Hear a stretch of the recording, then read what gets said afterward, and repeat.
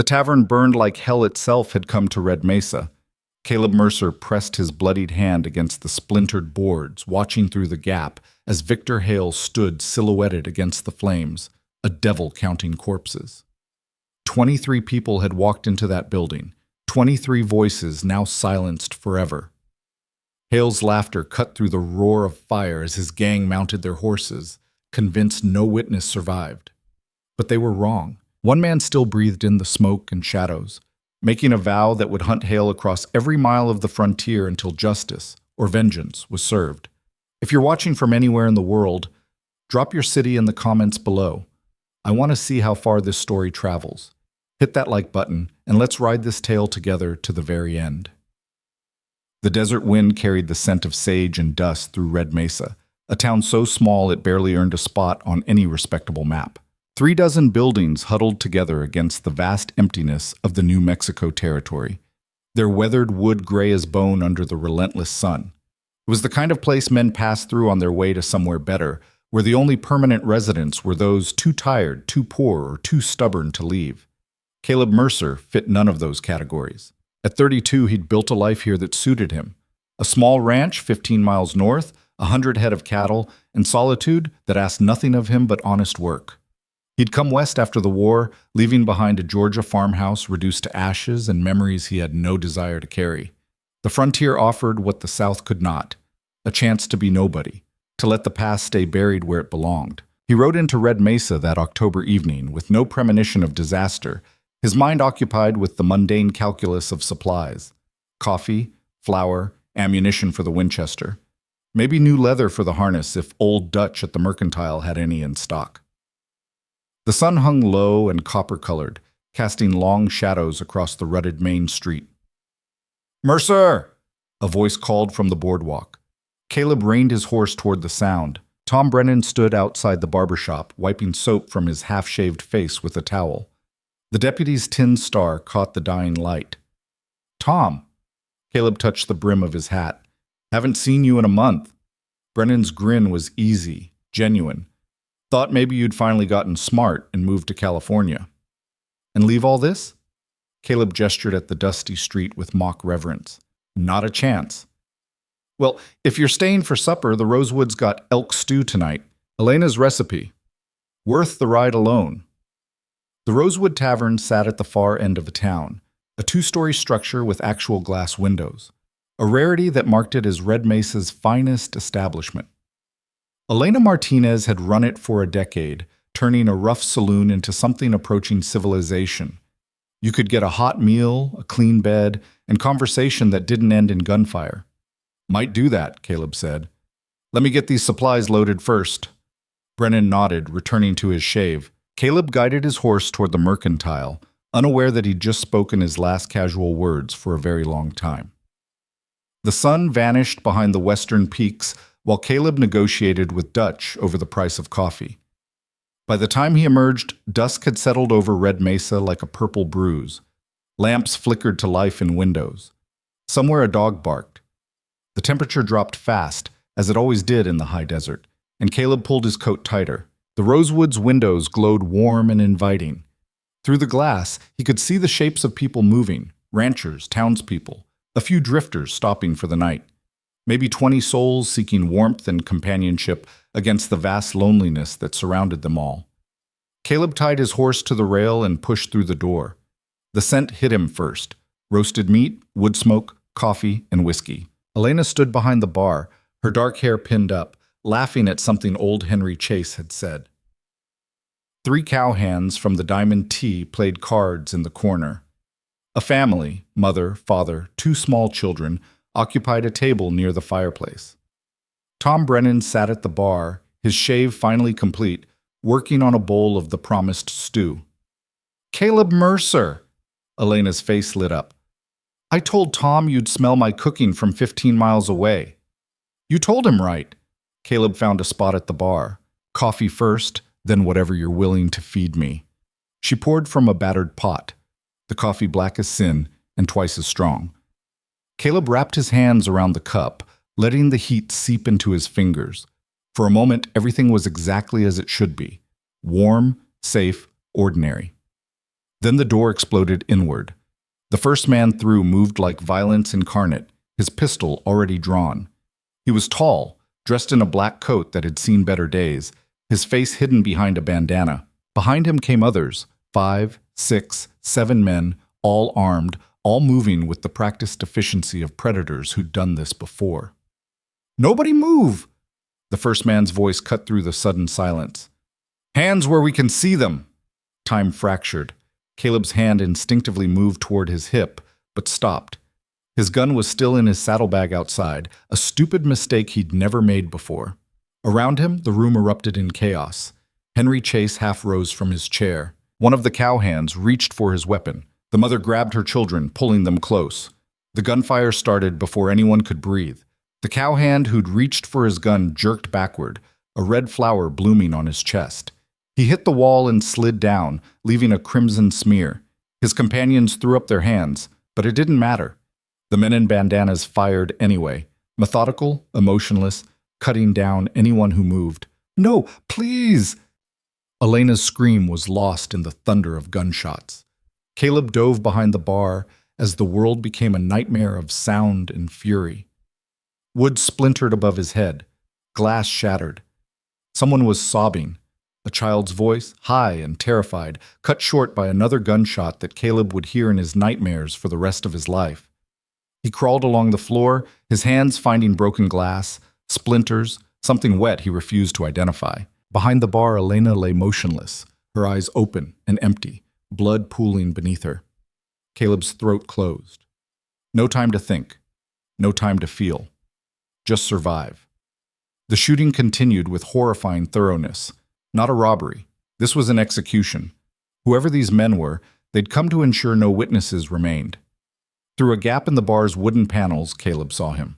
The man in the black coat had removed his bandana. His face was hard, weathered, with a scar that ran from his left eye to his jaw. But what struck Caleb most were the eyes, cold, calculating, completely devoid of mercy. He surveyed the carnage with the detached interest of a man inspecting livestock. "Check every body," he ordered. His voice carried an educated accent, incongruous with the brutality around him. "Make certain." The other gunmen moved through the room, and Caleb understood with crystalline horror what was about to happen. They would find him. They would shoot him.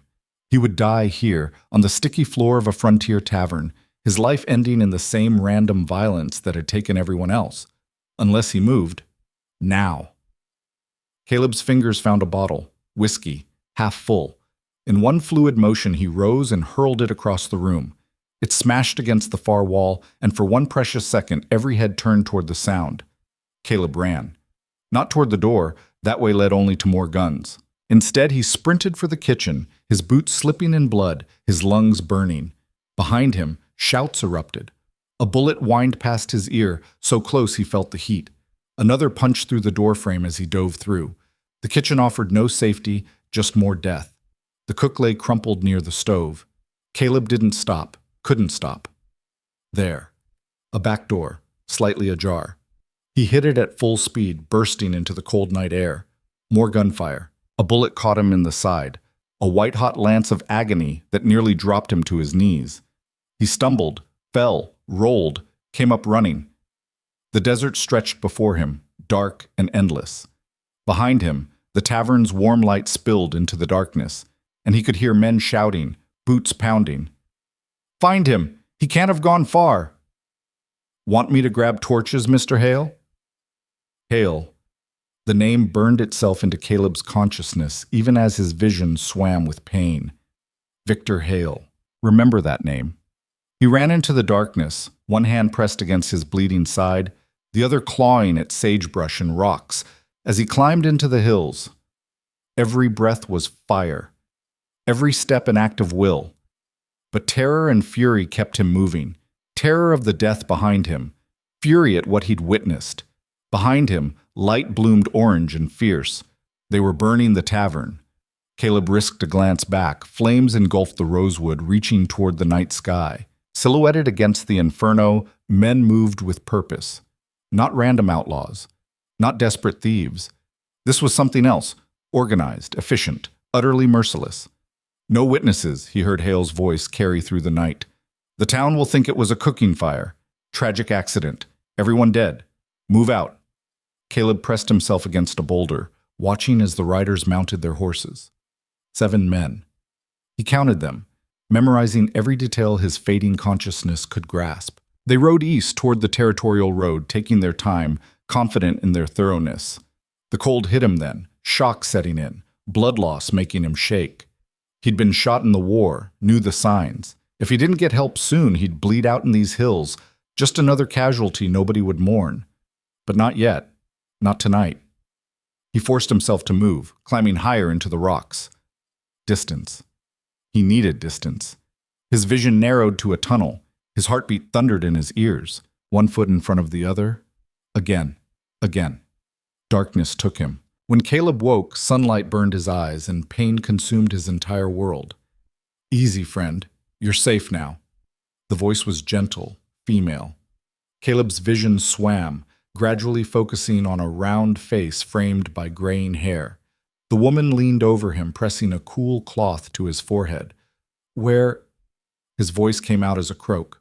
Our ranch. My husband found you at dawn, half dead in the rocks. You've been here 3 days. 3 days. The words didn't make sense. Caleb tried to sit up, and agony exploded through his side. He fell back with a gasp. The bullet went clean through, the woman continued, her hands gentle but firm as she checked his bandages. You lost a lot of blood. Another hour, and we'd have been burying you. Caleb's hand went to his side, finding clean linen wrapped tight. His mind raced, trying to assemble the pieces. The tavern. The massacre. Hale. Red Mesa, he managed. There was...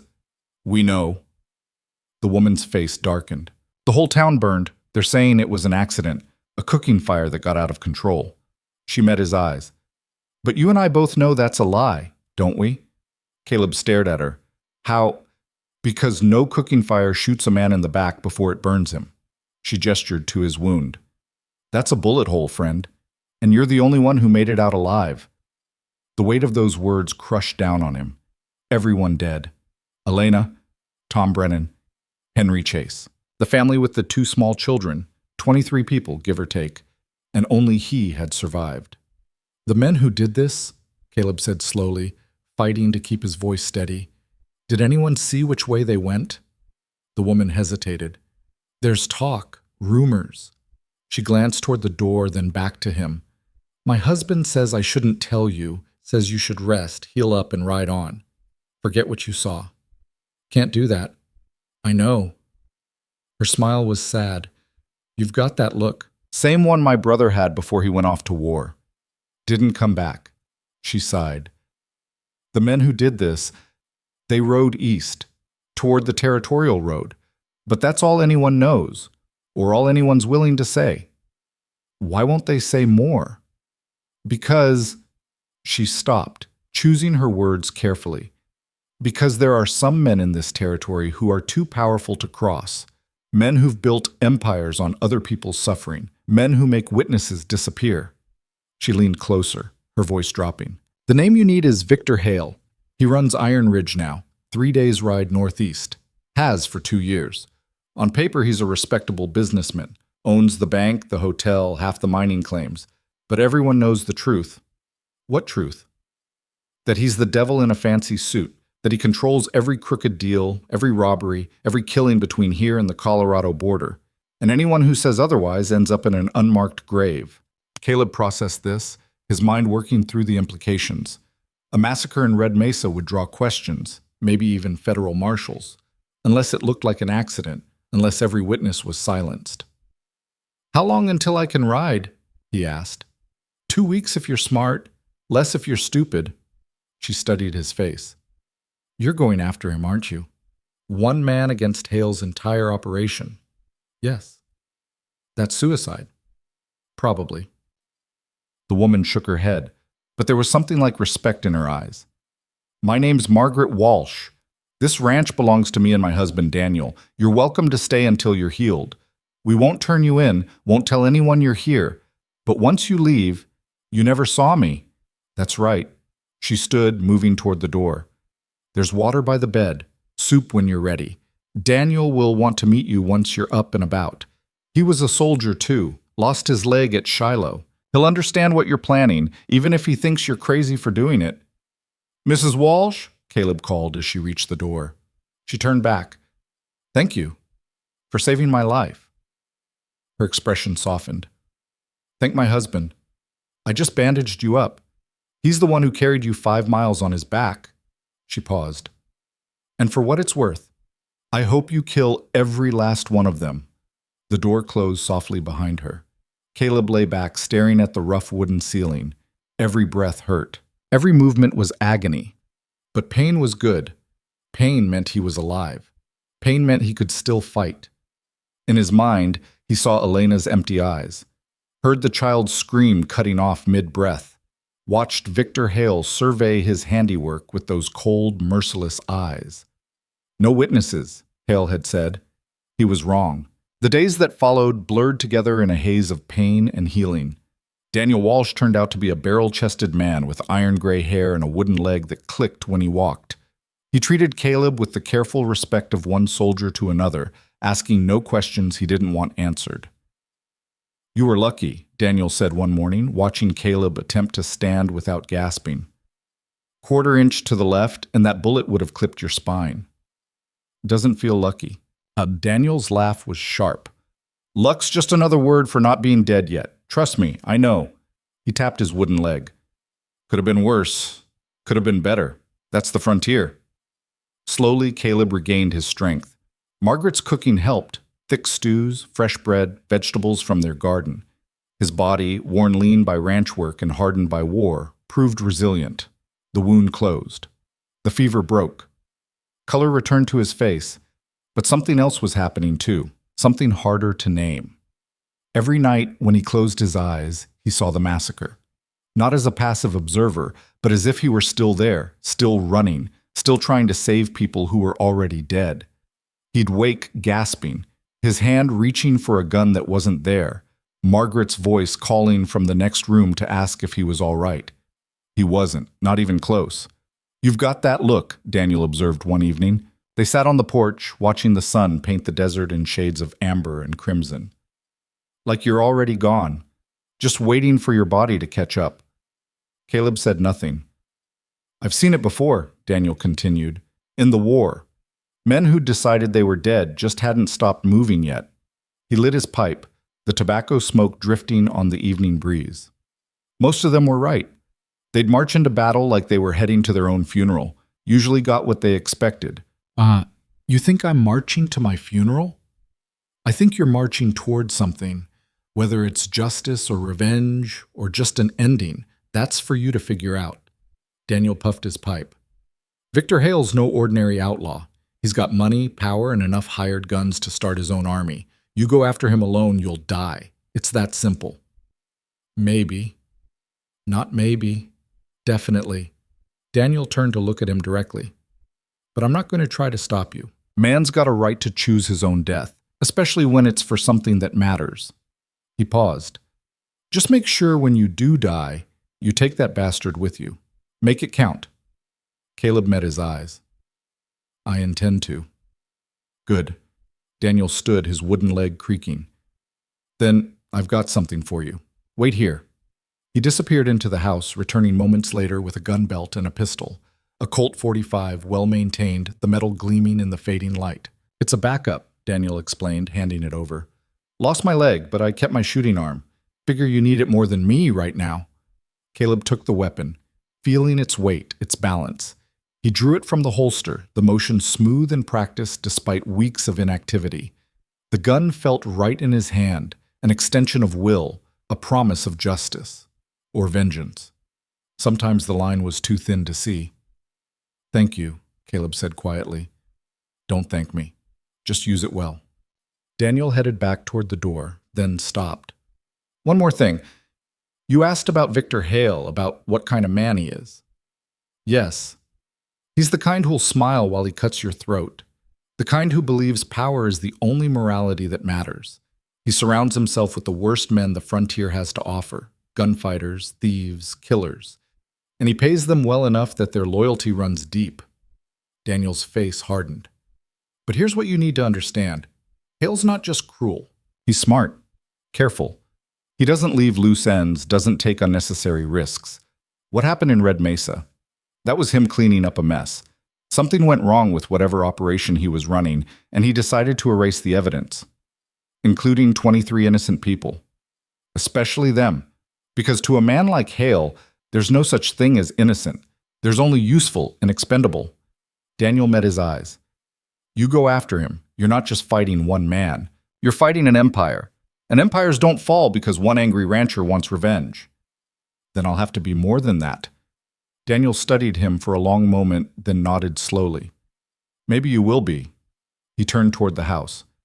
Get some rest, Caleb. You've still got healing to do. And when you're ready to ride, you ride. We won't stop you. Alone on the porch, Caleb watched the stars emerge one by one in the darkening sky. Somewhere out there, 3 days northeast, Victor Hale was going about his business, building his empire, making his deals, believing himself untouchable. But he'd made one mistake. He'd left a witness alive. Caleb holstered the Colt, feeling its weight settle against his hip like an old friend returning home. The pain in his side had faded to a dull ache, manageable now, no longer debilitating. His strength was coming back. His purpose had never wavered. In his mind, he began to plan, not a frontal assault. That would be suicide, just as Daniel said. No, this required something else.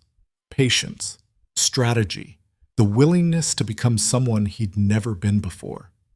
Red Mesa was gone, reduced to ashes and lies. 23 people murdered, their deaths dismissed as accident. But Caleb would carry their memory like a torch into the darkness. And when he finally stood before Victor Hale, when that moment of reckoning came, those 23 souls would have their justice. Or he would die trying.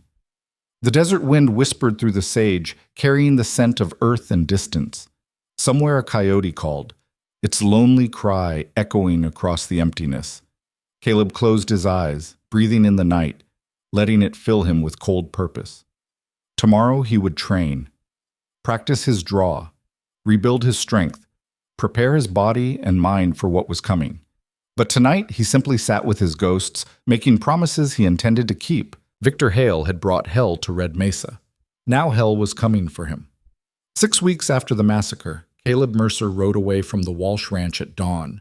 Margaret had packed supplies, jerky, hardtack, coffee, refusing payment despite his protests.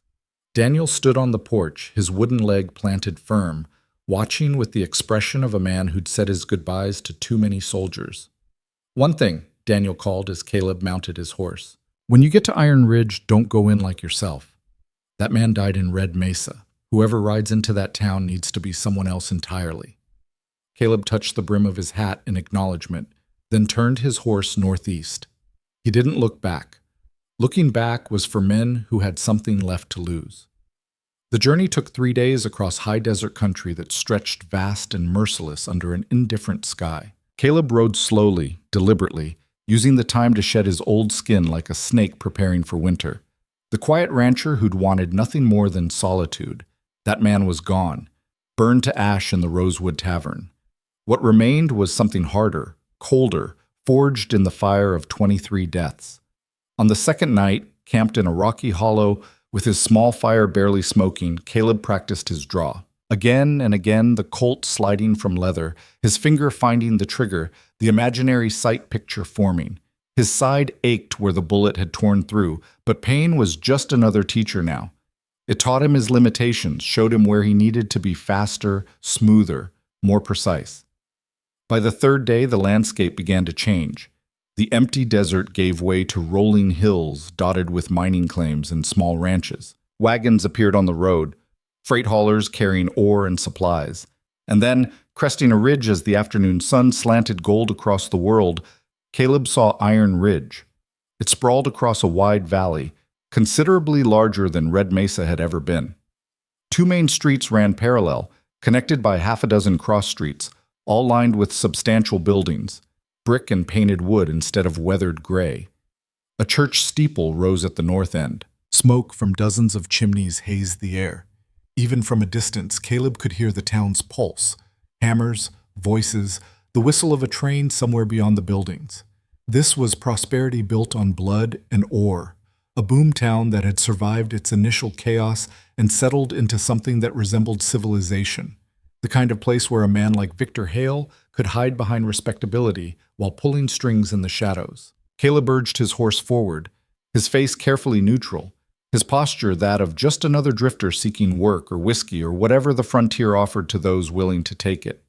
The first thing he noticed entering Iron Ridge was the number of armed men. They stood on corners, leaned against storefronts, watched the street with eyes that evaluated threats professionally. Not lawmen.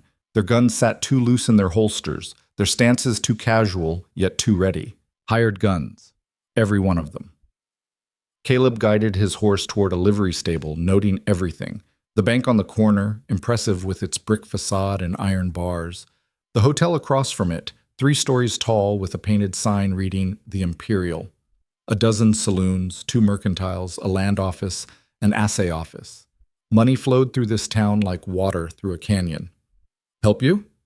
The livery owner was a thin man with suspicious eyes and tobacco-stained teeth. Need to board my horse, Caleb said, his voice carrying a slight drawl he'd picked up from Texas drovers. Not his natural speech, but close enough to feel comfortable. Few days, maybe longer. $2 a day, grains extra. Caleb paid without haggling, watching as the man led his horse to a stall. Through the stable's open back door, he could see an alley where 2 men stood talking in low voices, their hands resting on their gun belts. Even here, in a simple livery, the presence of Hale's network was palpable. Stranger in town? The livery owner had returned, counting Caleb's coins with practiced efficiency. Just passing through. Uh-huh. The man's eyes traveled over Caleb's worn trail clothes, the gun at his hip, the hard edges that 6 weeks of focused fury had carved into his face. Well, word of advice, keep your head down and your mouth shut. Iron Ridge don't take kindly to troublemakers. Wasn't planning on making trouble. Good, because trouble here has a way of ending permanent-like. The man spat tobacco juice into the dirt. Hotels across from the bank. Saloons are everywhere. Work's hard to come by unless you got the right connections. Caleb nodded his thanks and stepped back into the street. The afternoon sun threw long shadows across the packed earth. Men moved with purpose or loitered with intent, either workers finishing their day or predators waiting for night. He could feel eyes tracking him, measuring, cataloging. New face in town. Potential threat or potential victim. Time would tell which. The Imperial Hotel's lobby was surprisingly refined. Carpeted floors, wallpaper, a chandelier that had clearly been hauled over mountains at considerable expense. Behind the desk, a clerk with slicked hair and a pencil-thin mustache looked up from his ledger. Room for the night? Maybe longer, Caleb said. Depends on what opportunities present themselves. The clerk's smile was professional and utterly empty. We have rooms available. $1.50 a night, payable in advance. No guests, no disturbances, no weapons discharged within the building. Caleb paid for 3 nights, signing the register with a name he'd chosen during his long ride. James Garrett, a common enough alias that wouldn't draw attention. The clerk barely glanced at the signature before handing over a key. Room 12, second floor. Breakfast is served at 6. The dining room serves supper until 8. The clerk paused, then added with a tone that suggested the words had been repeated countless times. Mr. Hale owns this establishment. He expects all guests to conduct themselves respectably. There it was. The first direct mention of the name that had haunted Caleb for 6 weeks. Mr. Hale sounds like a careful man, Caleb said casually. Mr. Hale is a pillar of this community. The clerk's response was automatic, rehearsed. He's brought prosperity and order to Iron Ridge. We're very fortunate to have his guidance. Guidance. The word tasted like ash in Caleb's mouth, but he kept his expression neutral. I'll be sure to remember that. The room was small but clean. A bed, a washstand, a chair by the window that overlooked the main street. Caleb set his saddlebags on the bed and moved to the window, studying the town below as dusk settled over the valley. He needed information, needed to understand Hale's operation, identify his key men, find the weaknesses in what appeared to be an impenetrable network of corruption and violence. But he also needed to be patient. Russian angry, and he'd be dead before midnight. Daniel's words echoed in his memory. Don't go in like yourself. That man died in Red Mesa. So who was James Garrett? A drifter, perhaps, with a past he didn't discuss and skills that could be bought. The kind of man who might seek employment with whoever was hiring, no questions asked. It was a role Caleb had seen played out countless times in countless frontier towns. Men whose loyalty went to the highest bidder, whose morality was negotiable. It made him sick to contemplate becoming that. But Elena was dead. Tom Brennan was dead. 23 people reduced to ashes and lies. If playing a part was what justice required, then he'd play it. Night fell completely, and the town transformed. Music spilled from saloons, along with laughter and the occasional crash of breaking glass. Caleb descended to the lobby, where the same clerk still manned his desk. "Looking for a meal and maybe a drink," Caleb said. "Any recommendations?" "The Golden Spur serves the best steaks in town. The Lucky Strike has cheaper whiskey, but rougher clientele. The Silver Dollar is," the clerk chose his words carefully, "where Mr. Hale's business associates tend to gather." "Perfect. Think I'll try the Silver Dollar," Caleb said. The clerk's expression flickered. Surprise, maybe, or concern. "As you wish. It's 3 blocks south. Can't miss it." The Silver Dollar occupied a prime corner location, its windows bright with lamplight, its doors swinging constantly as men came and went. Unlike the rougher saloons Caleb had passed, this one had an air of controlled chaos. The gambling looked serious rather than desperate. The women who moved among the tables wore dresses that suggested they were more than simple barmaids. And everywhere, men wore guns like jewelry, visible, expensive, maintained. Caleb pushed through the doors into a wall of noise and smoke. A piano player hammered out something that might have been a waltz. Card games occupied half a dozen tables. The bar ran the length of the room, tended by 2 bartenders who moved with efficiency born of long practice. He found a spot at the bar's end, ordered whiskey, and settled in to watch. "New in town." The bartender was a thick-necked man with knuckles scarred from past fights. "Arrived this afternoon. Looking for work or trouble?" "Depends on what pays better." Caleb sipped his whiskey, letting the burn settle in his chest. "Here there's opportunity in Iron Ridge for a man with certain skills." The bartender's eyes sharpened slightly. "What kind of skills?" "The kind that don't ask questions and don't leave witnesses." For a moment, the noise of the saloon seemed to recede. The bartender studied Caleb with an intensity that suggested he'd heard similar claims before and watched most of them end badly. "That's so." The bartender leaned closer, his voice dropping. "Well, friend, talk like that gets a man one of 2 things in this town, a job or a grave. Sometimes both. I'll take my chances. Sure you will." The bartender straightened, wiping the bar with a rag that had seen better days. "You want to make those kinds of connections? You're in the right place. But you'd best be what you claim to be, because the men who run things here don't appreciate liars, or cowards, or anyone who thinks they're clever enough to play both sides. I'm none of those things. We'll see." The bartender moved away to serve another customer, but Caleb caught him glancing back twice, assessing. The night wore on. Caleb nursed his whiskey, watching the room's dynamics unfold like a play whose plot he was learning scene by scene. Certain men commanded respect, others stepped aside when they approached the bar, games paused when they stopped to watch. These were Hale's enforcers, the muscle that kept Iron Ridge under control. One in particular drew Caleb's attention. He was tall and broad-shouldered, with a face like weathered granite and a revolver that looked custom-made. He wore a black vest over a white shirt, and when he laughed, the sound carried over the general din. Men gravitated toward him, seeking approval or simply avoiding offense. "That's Carson Wade," a voice said beside Caleb. He turned to find a woman had materialized at his elbow, maybe 30, with auburn hair and eyes that had seen too much to be impressed by much anymore. She wore green silk that had probably been expensive once, and she carried herself with weary confidence. "Should I know that name?" Caleb asked. "If you're planning to stay in Iron Ridge, yes." She gestured to the bartender for whiskey, then continued without looking directly at Caleb. "Wade's Hale's right hand, fastest gun in 3 territories, or so he claims. Killed 6 men in the last year, all in fair fights, that witnesses swore were self-defense. Witnesses can be bought. In this town, they can be bought cheap."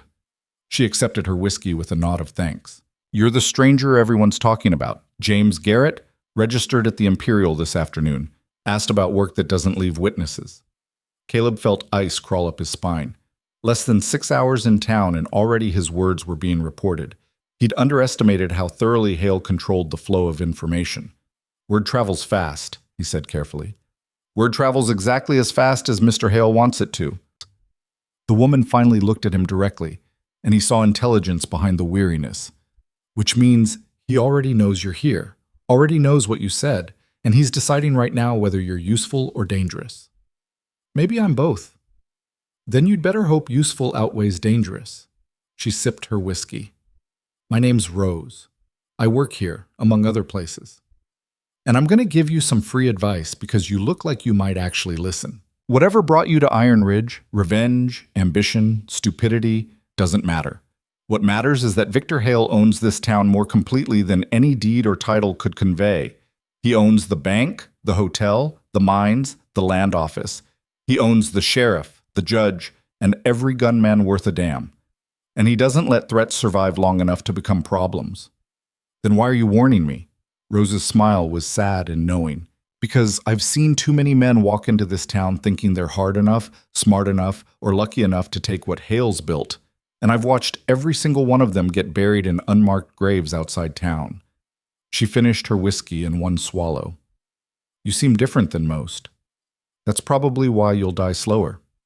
Before Caleb could respond, the saloon's atmosphere shifted. Conversations died mid-sentence. The piano player's fingers stumbled over the keys before stopping entirely. Every head turned toward the entrance. Victor Hale had arrived. He looked nothing like the smoke-stained killer Caleb had glimpsed through the flames of Red Mesa. That man had worn trail dust and violence like a second skin. This version of Victor Hale wore a tailored suit that probably cost more than most men earned in a year. His hair was neatly trimmed, his boots polished to a mirror shine. He carried a walking stick with a silver handle, though he clearly didn't need it for support. But the eyes were the same. Cold. Calculating. Utterly devoid of mercy. Hale moved through the saloon like royalty among subjects, men parting before him, heads nodding in deference. Carson Wade materialized at his side immediately, bending to murmur something. Hale's gaze swept the room in a single practiced motion, cataloging threats and opportunities with the efficiency of long habit. Then his eyes found Caleb. For 3 heartbeats, they stared at each other across the crowded saloon. Caleb felt his hand drift toward his gun, felt the wild urge to draw and fire, to end this here and now regardless of the consequences. 23 ghosts screamed for vengeance, but Rose's hand clamped on his wrist beneath the bar, her grip surprisingly strong. Don't, she hissed. Don't even think it. The moment passed. Hale's attention moved on, his conversation with Wade resuming as they headed toward a private room at the saloon's rear. The normal noise gradually returned, conversations, laughter, the piano resuming its massacre of melody. Caleb realized he'd been holding his breath. He released it slowly, his heart hammering against his ribs. You know him, Rose said quietly. It wasn't a question. No. Liar. She released his wrist. Whatever history you have with Victor Hale, keep it buried deep.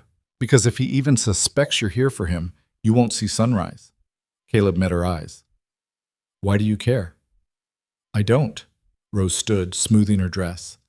I just hate waste.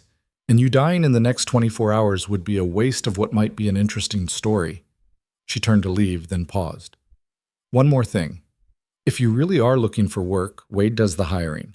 He'll test you, put you in situations that would break most men just to see if you're worth keeping. Survive that, and maybe you get close enough to learn something useful, die during it, and you're just another body the desert forgets. She disappeared into the crowd, leaving Caleb alone with his whiskey and his fury. The rest of the night passed in a haze of careful observation. Hale remained in his private room, conducting business that Caleb could only imagine.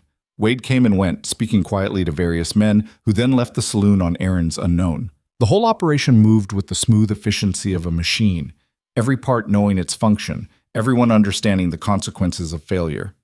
Caleb returned to the Imperial near midnight, his mind racing through scenarios and possibilities. Getting close to Hale would require becoming part of this machine, at least temporarily. It would mean doing things that would have made the old Caleb Mercer sick to contemplate.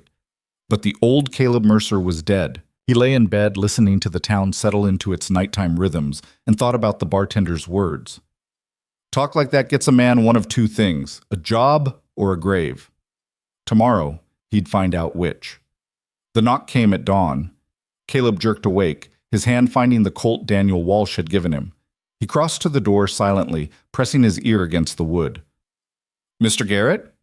A man's voice, calm and professional. Mr. Wade would like to speak with you. Now would be convenient. Not a request. A summons. Caleb dressed quickly, strapping on his gun belt and checking his reflection in the washstand's small mirror. The face that looked back was leaner than it had been 6 weeks ago, harder, with eyes that had seen hell and survived. Good. That was the face James Garrett needed. He opened the door. 2 men waited in the hallway. Not the rough thugs Caleb might have expected, but professional gunmen who carried themselves with confidence and competence. The one who'd spoken was maybe 40, with gray touching his temples and a scar across his left cheek. This way, he said simply, turning without waiting to see if Caleb would follow. They led him down the stairs, through the empty lobby where the night clerk dozed at his desk, and out into the cold pre-dawn air. The street was nearly deserted, just a few early risers beginning their day. A wagon rolled past, the driver nodding to Caleb's escorts as if this were the most normal thing in the world.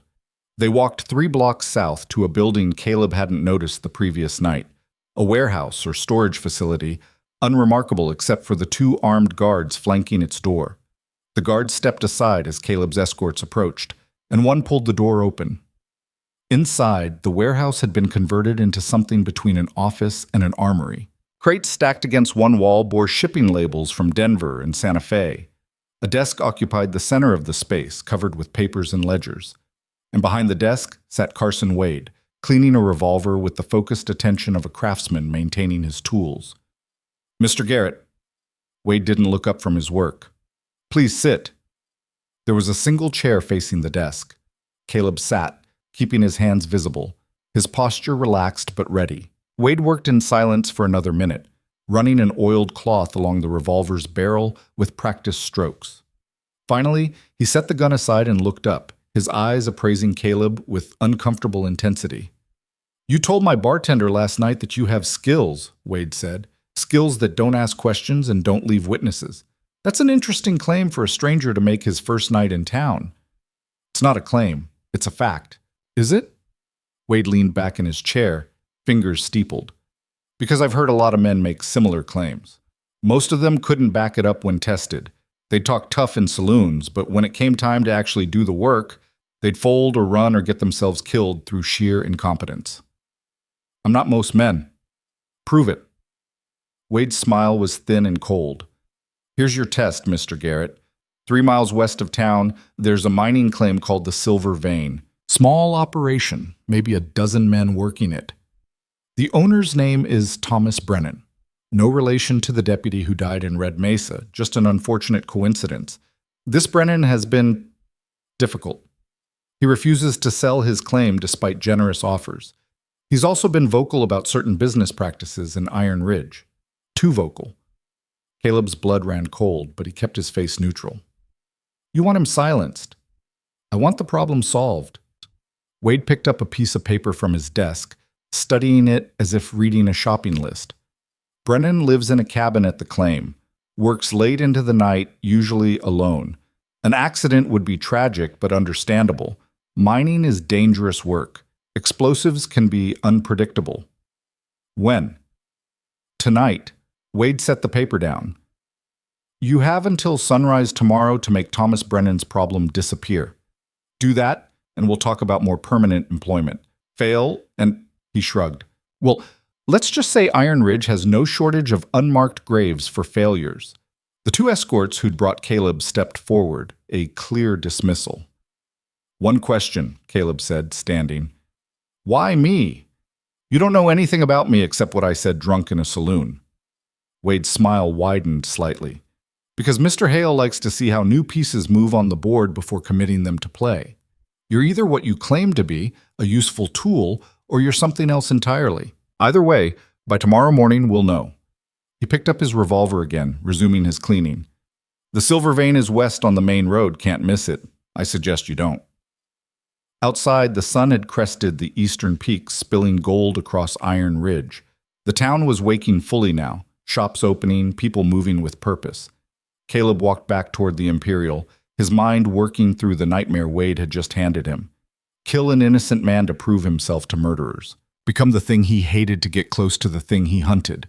The moral calculus was simple and terrible, but there was another option, a dangerous, desperate option that would either open a door or get him killed.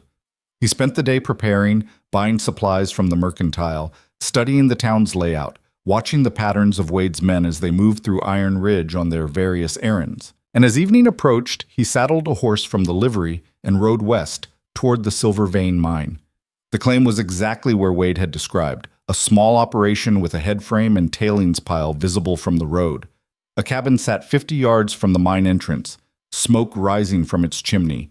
Lamplight glowed in the windows as darkness settled over the high desert. Caleb dismounted a quarter-mile away, tying his horse to a scrub oak. He approached the cabin on foot, moving silently through the sage, his hand on his gun. The cabin door opened before he reached it. Thomas Brennan stood silhouetted against the lamplight, a man in his 50s, stocky and bearded, holding a shotgun with the comfortable familiarity of someone who knew how to use it. "That's far enough," Brennan called. "State your business or turn around." Caleb stopped, raising his hand slightly. "My name's Caleb Mercer. I need to talk to you." "It's about Victor Hale." The shotgun's barrel lowered slightly. "Mercer, you're the one who survived Red Mesa." The words hit Caleb like a physical blow. "How do you—" "Because I make it my business to know what Hale's doing." Brennan gestured with the shotgun. "Come inside, slowly. Keep your hands where I can see them." The cabin's interior was sparse but tidy. A bunk, a table, a stove, shelves lined with books. Maps of the claim covered one wall. Brennan closed the door behind them, setting the shotgun within reach, but not pointing it at Caleb anymore. "Sit," Brennan commanded, gesturing to a chair, "and explain why a dead man is knocking on my door after sunset." Caleb sat, his heart still racing from the revelation that his survival was known. "How many people know I'm alive?" "Not many. The Walsh family, me, maybe a handful of others who can keep their mouths shut." Brennan poured coffee from a pot on the stove, handing Caleb a cup. "Margaret Walsh sent word through channels that don't run through Hale's network. Said a survivor from the massacre was healing up, planning something stupid." He met Caleb's eyes. "Riding into Iron Ridge alone qualifies as stupid." "I'm not alone anymore." Caleb sipped the coffee, feeling its warmth fight against the cold knot in his chest. "Wade sent me here tonight, told me to kill you, make it look like an accident. Said it was a test." Brennan's laugh was sharp and humorless. "Of course he did. That's how Hale works. Makes his new recruits bloody their hands on his enemies, ties them into his crimes so they can't turn back." He sat across from Caleb. "So what's your play? Actually going to try killing me?" "No, I'm going to fake your death, burn this cabin, and bring back enough evidence to convince Wade the job's done. Then I'm going to use whatever access that buys me to get close to Hale. And then? Then I kill him." Brennan studied him for a long moment. "You know that's suicide. Even if you get close enough, even if you somehow manage to put a bullet in Hale, Wade and his men will cut you down before your body hits the floor." "I know. And you're willing to die for this?" Caleb thought of Elena's empty eyes, the child's scream cutting off. 23 people reduced to ashes and lies. "Yes," he said simply. Brennan nodded slowly as if Caleb had confirmed something he'd already suspected. "All right then, let's burn my cabin." They worked quickly, gathering everything of value Brennan wanted to save. His books, his personal papers, a photograph of a woman Caleb didn't ask about. These went into saddlebags Brennan had ready, as if he'd been preparing for this moment. "I've got family in Colorado," Brennan explained as they worked. "Been planning to join them for months, but I wanted to see Hale fall first. Guess that's not happening now." "It will," Caleb said. "Just not the way you expected." They spread oil from the cabin's lamps across the floor, the furniture, the walls. Brennan took one last look around his home of 5 years, then nodded to Caleb. "Do it." The fire caught quickly, hungrily, spreading across the oil-soaked wood with terrifying speed. Within minutes, the cabin was fully engulfed, flames reaching toward the night sky. Brennan and Caleb stood watching from a safe distance, the heat washing over them in waves. "You'll need proof," Brennan said. He pulled a ring from his finger, simple gold, worn smooth by years of wear, and handed it to Caleb. "Found in the ashes. Wade will recognize it. I've worn it every time I've met with him." Caleb took the ring, the metal still warm from Brennan's hand. "Thank you." "Don't thank me. Just make sure when you do kill that bastard, he knows why. Make sure he understands that Red Mesa wasn't forgotten, that those 23 people mattered." Brennan mounted his horse, his saddlebags heavy with salvaged belongings. "And Mercer? When this is over, if you survive, ride west. Don't stay in this territory. Hale's network runs deeper than you know. Even dead, his people will hunt you." "I'll keep that in mind." Brennan rode north toward Colorado, disappearing into the darkness. Caleb stood alone, watching the cabin burn, the ring heavy in his pocket. Behind him, the mine stood silent and abandoned, its secret safe for now. He returned to Iron Ridge near midnight, riding slowly, his clothes smelling of smoke. The town was quiet, most people asleep, but lights still burned in the Silver Dollar. Caleb went there directly. Wade sat at the same table as the previous night, playing cards with 3 men Caleb didn't recognize. He looked up as Caleb entered, his expression neutral. "Well?" Caleb crossed to the table and set Brennan's ring down on the cards. "It's done. Cabin burned. Body too charred to identify, but I pulled this from the ashes." Wade picked up the ring, examining it in the lamplight. Something flickered across his face. Approval, maybe, or satisfaction. He looked at Caleb with new interest. "Sit down, Mr. Garrett. I think we should talk about your future in Iron Ridge."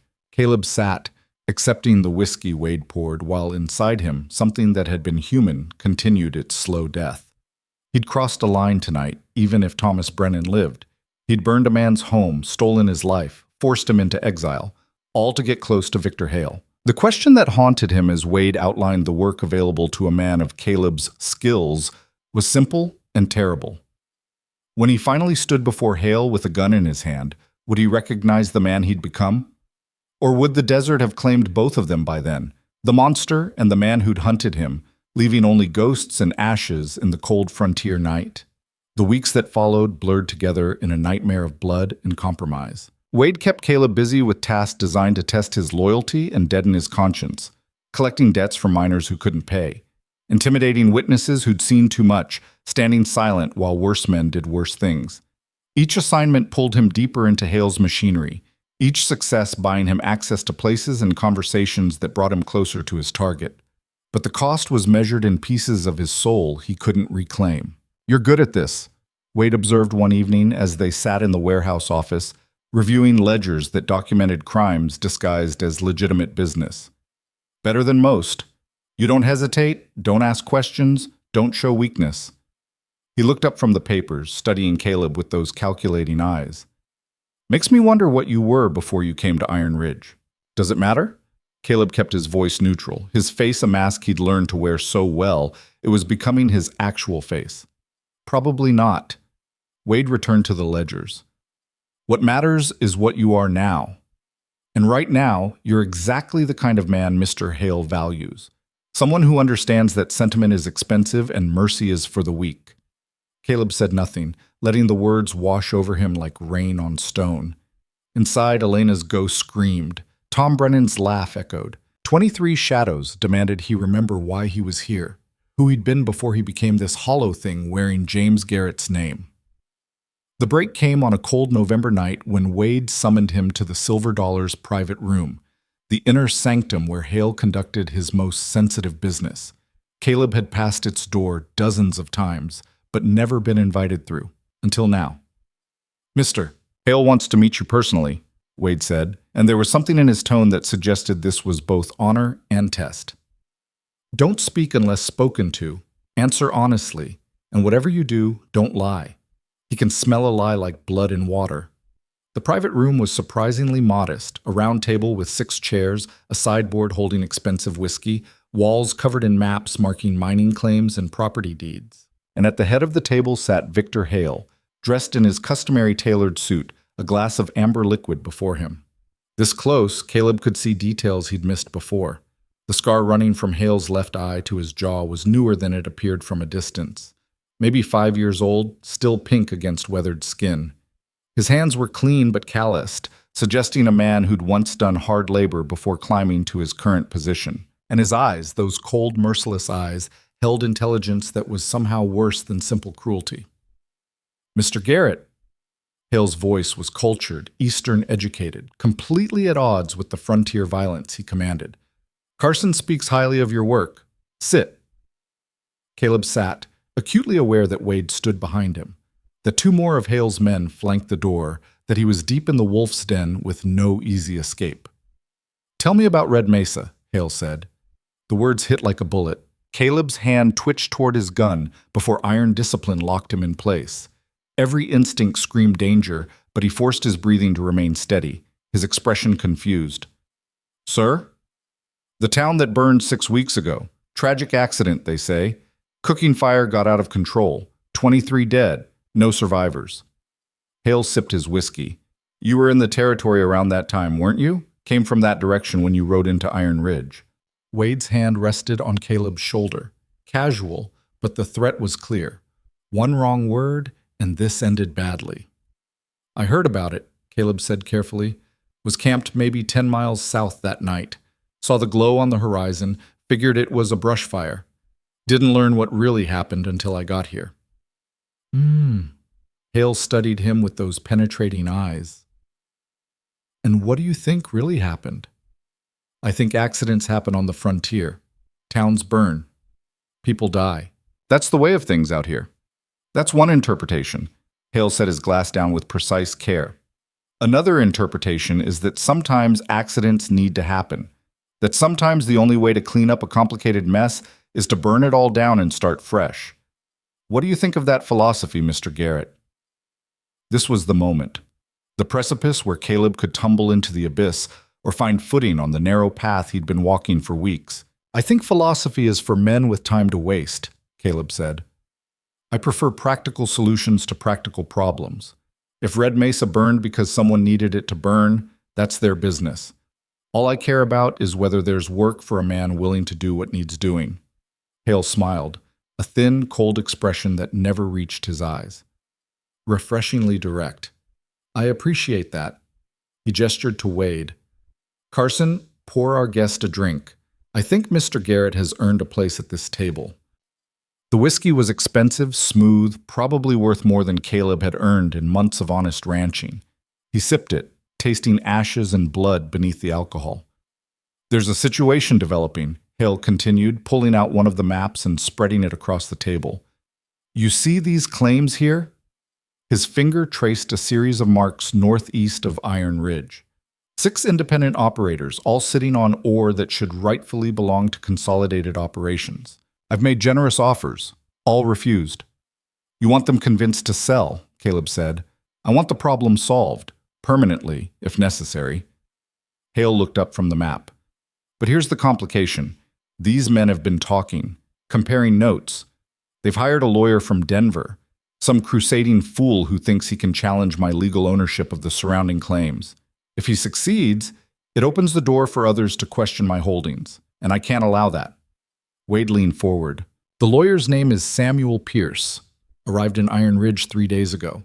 He's staying at the Imperial, room 18, gathering evidence and preparing to file his case with the territorial court." "Evidence has a way of disappearing," Caleb observed. "It does." Hale's smile widened slightly. "Which is why I'm sending you and 3 of Carson's best men to Mr. Pierce's room tonight. You'll retrieve any documents related to his case. You'll also ensure that Mr. Pierce understands the significant health risks associated with pursuing legal action against me." "You want him scared," Caleb said. "I want him gone. Whether that's scared back to Denver or buried in the desert is entirely up to him." Hale finished his whiskey. "This is a delicate operation. Witnesses would be problematic. Do you understand?" Caleb understood perfectly.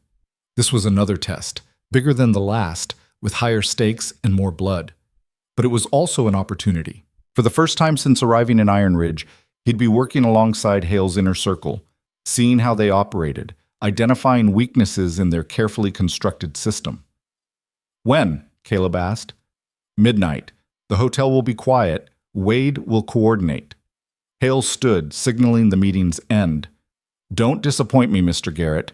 Men who disappoint me don't get second chances. Outside the private room, Wade pulled Caleb aside. You did well in there, better than most. Hale doesn't trust easily, but you're earning it. He glanced back at the closed door. Just remember, trust with Hale is like walking on ice. One crack and you're drowning in water so cold it stops your heart. I'll remember. Good. Wade checked his pocket watch. Meet me at the warehouse at 11. I'll introduce you to the team. And Garrett, bring your gun and your nerve. Pierce's room might be quiet, or it might get loud. Either way, we handle it. Caleb spent the remaining hours preparing. He cleaned his Colt, checked his ammunition, went through the motions of a man readying himself for violence. But his mind was elsewhere, working through possibilities and consequences. A lawyer from Denver. Evidence against Hale. 6 independent miners willing to fight back. This was the crack in Hale's armor he'd been searching for. Proof that resistance was possible, that the empire built on fear and blood could be challenged. But it also meant innocent people were in danger. If he helped Wade tonight, more blood would stain his hands. If he refused, he'd blow his cover and die before dawn. And if he tried some desperate middle path, he'd likely get everyone killed, including himself. Rose found him in the hotel lobby 20 minutes before he was due at the warehouse. You look like a man contemplating his funeral, she said, materializing beside him as she had that first night. Which room is it tonight? The lawyer's? Caleb didn't bother asking how she knew. Rose seemed to know everything that happened in Iron Ridge before it happened. How did you? Because I work for Hale too, just differently than you. She sat beside him, close enough that her voice wouldn't carry. And because Samuel Pierce spent his first night here in my company, talking about justice and law and all the things men talk about when they think they're going to change the world. Is he still in his room? Probably. He doesn't drink, doesn't gamble, just sits up there with his papers and his principles. Rose's expression was unreadable. You going to kill him? Wade says that's up to Pierce. Wade's lying. It's not up to Pierce. It's up to you. She stood, smoothing her dress. Room 18 is at the end of the hall, north side. Window faces the alley. There's a fire escape that was installed last year after the territorial inspector complained. She met his eyes. I'm telling you this because I'm tired of watching good men die for bad reasons. What you do with the information is your choice. She walked away before Caleb could respond, leaving him alone with a decision that would define everything that followed. At 11 o'clock, he met Wade and 3 men at the warehouse. The team was exactly what Caleb expected, professionals who moved with quiet efficiency and showed no hesitation about their assignment. They introduced themselves with first names only. Frank, a lean man with a knife scar across his throat. Miller, built like a bear with hands that could crush stone. And Dutch, no relation to the mercantile owner, who wore 2 guns and the cold expression of someone who'd killed before and would again. Simple operation, Wade explained, sketching the hotel's layout on a piece of paper. We go in quiet, take the back stairs to avoid the desk clerk. Garrett, you and Frank handle the door. Miller and Dutch secure the hallway. I'll manage Pierce and his papers. What if he fights? Frank asked. Then we make it quick and quiet. Wade's tone was matter of fact. Ideally, he sees reason and takes the next train to Denver. But if he forces our hand, we do what needs doing and make it look like he left town. Either way, the problem is solved by dawn. They moved through Iron Ridge's dark streets like shadows, avoiding the few late-night drinkers stumbling between saloons. The Imperial's back entrance was unlocked. Someone had been paid to ensure that. They climbed the rear stairs without encountering anyone, the old wood creaking softly beneath their boots. The second-floor hallway stretched empty and dark, lit by a single lamp burning low. Room 18 sat at the far end, a sliver of light visible beneath its door. Pierce was still awake, still working on his righteous crusade against impossible odds. Wade positioned everyone with hand signals. Frank and Caleb flanked the door. Miller and Dutch took positions at the hallway's opposite end, blocking any escape or interference. Wade drew a small revolver from his coat, compact, easy to conceal, deadly at close range. On 3, Wade whispered. Caleb's heart hammered. His hand rested on his gun. In seconds, they'd break through that door and whatever happened next would cascade beyond his control. He could see it unfolding. Pierce's shock, his futile protests, the moment when Wade decided whether mercy or murder served Hale's interests better. Elena's ghost whispered in his ear. Tom Brennan's laugh echoed. 23 shadows pressed against his back. Wade counted silently. 1, 2. Caleb drew his gun and pressed it against Wade's spine. "Don't move," he said quietly. "Don't make a sound." The hallway exploded into chaos. Frank spun toward him, hand diving for his weapon. Caleb shifted his aim and fired once, the shot deafening in the enclosed space. Frank stumbled backward, clutching his shoulder, his gun clattering to the floor. Miller and Dutch drew simultaneously, but Caleb had already moved, diving behind the dubious cover of a decorative table as bullets splintered wood around him. He fired twice more, one shot taking Miller in the leg, dropping the big man with a roar of pain, the second missing Dutch entirely. "Garrett, you crazy bastard!" Wade had his own gun out now, pressed against the wall for cover. "What the hell are you doing?" "Stopping you." Caleb's voice was hard, final. "It ends tonight, Wade. All of it." Doors along the hallway burst open, guests shocked awake by gunfire, their faces white with terror. Dutch tried to use one as a shield, but the man, a traveling merchant, threw himself aside with surprising agility. Caleb's next shot forced Dutch back, giving the merchant time to scramble to safety. "Pierce!"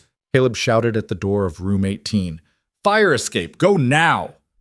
He didn't know if the lawyer could hear him over the chaos, didn't know if Pierce would understand or freeze or try something heroically stupid. All Caleb could do was buy him time. Wade fired 3 times in rapid succession, bullets punching through the table that barely sheltered Caleb. Splinters bit into his face. He rolled right, came up firing, forcing Wade to duck back. The hallway had become a nightmare of smoke and sound, guests screaming, men shouting, the air thick with gunpowder and fear. From room 18 came the sound of a window slamming open. "He's running!" Dutch yelled, abandoning his position to charge toward the room. Caleb intercepted him, tackling the man into the wall with brutal force. They grappled, Dutch's superior size giving him advantage, his fists finding Caleb's ribs with impacts that drove air from his lungs. But Caleb fought with the desperation of a man who'd already died once and refused to do it again. His knee found Dutch's groin. The man's grip loosened and Caleb smashed his gun against Dutch's temple. Once. Twice. The third blow sent Dutch sliding down the wall, unconscious or dead. Wade was on him then, no longer trying for careful shots, just emptying his revolver in Caleb's direction. A bullet creased Caleb's arm, white-hot pain that made his gun hand spasm. Another tore through his coat. He dove through the nearest doorway, a guest room, abandoned by its occupant, and slammed the door.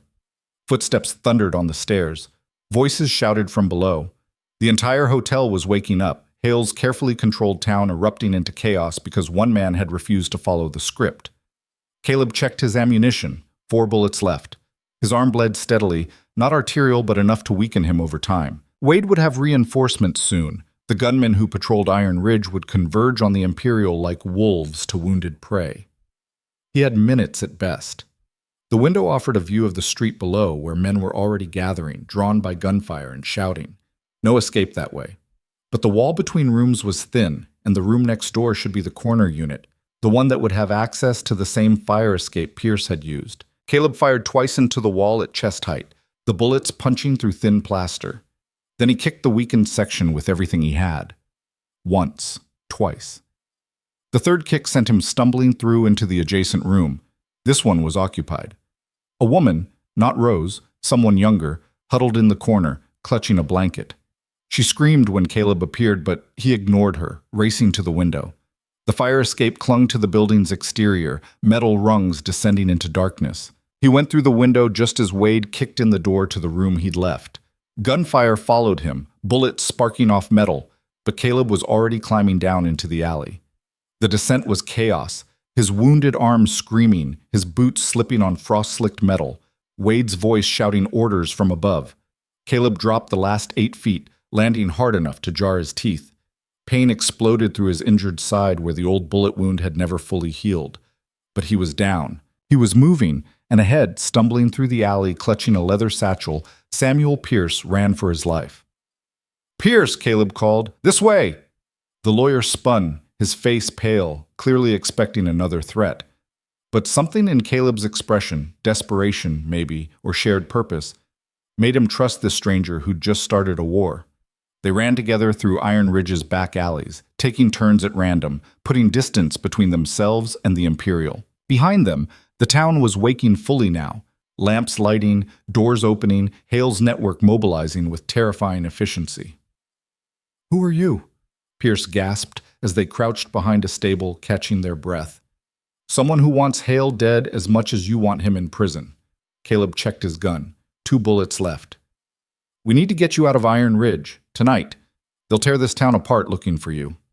"My evidence is in that satchel you're clutching like it's made of gold." "Good. Guard it with your life, because a lot of people just died to give you a chance to use it." Caleb peered around the stable's corner. Men with torches were spreading through the streets, searching methodically. "There's a ranch 15 miles south, owned by Daniel Walsh. Tell him Caleb Mercer sent you. He'll hide you until you can get to the territorial capital." "Caleb Mercer?" Pierce stared at him. "The survivor from Red Mesa? But everyone said I was dead. I let them think that." Caleb pulled Pierce deeper into shadow as voices approached their hiding spot. "Now you're going to do the same. Let Hale think I killed you tonight, that I went crazy and murdered you before his men could stop me. Let him waste resources hunting my ghost while you slip away to Denver with evidence that can actually hurt him." "Come with me," Pierce urged. "Testify. Tell the territorial court what you saw in Red Mesa. With your testimony and my evidence, we can—" "No." The word came out harder than Caleb intended. "This doesn't end in a courtroom. It ends with Hale dead. But you can make sure his empire doesn't survive him. You can make sure what he built dies with him." Pierce opened his mouth to argue, but the sound of approaching boots cut him off. At least a dozen men, moving through the alley with torches and rifles. "There!" someone shouted. "Movement by the stable!" Caleb shoved Pierce toward the stable's rear exit. "Run! Don't stop! Don't look back! And when you get to safety, remember the 23 people who died in Red Mesa. Make their deaths mean something." Then he stepped into the alley's center, his gun raised, drawing every eye and every weapon toward himself. "Looking for me?" Caleb called to the approaching men. "Here I am." Gunfire erupted like thunder.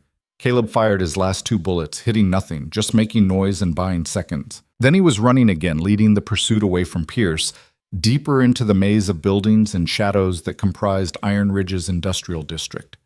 They hunted him through the night with the relentless efficiency of men who'd done this before. Caleb used every trick he knew, doubling back, hiding in unlikely places, moving when they expected stillness and going still when they expected movement. But they had numbers, organization, and intimate knowledge of the town. Just before dawn, they cornered him in a warehouse near the rail yard. Caleb had no ammunition, no allies, no escape. He stood in the center of the empty building, bloodied and exhausted, waiting for the inevitable. Carson Wade entered alone, his gun drawn, his expression unreadable. "You've got stones, Garrett. I'll give you that." Wade circled slowly, maintaining distance. "But you're also the stupidest man I've ever met. You had a future. Had Hale's trust. And you threw it away for what? A lawyer you'd never met? Principles that don't matter out here?" "They matter to me," Caleb said. "Yeah, well, you'll die with them. That's something, I suppose." Wade raised his gun. "Anything you want to say first? Any message you want passed on?" Caleb thought of Elena's smile. Tom Brennan's easy friendship. 23 souls reduced to ashes. "Tell Hale this isn't over," Caleb said. "Tell him Red Mesa remembers. Tell him I'm coming for him, and when I do, hell itself won't save him." Wade's finger tightened on the trigger. The warehouse exploded. Not literally, but it might as well have. The walls shattered inward as wagons crashed through, men pouring in with rifles, shouting in voices that didn't belong to Hale's gunmen.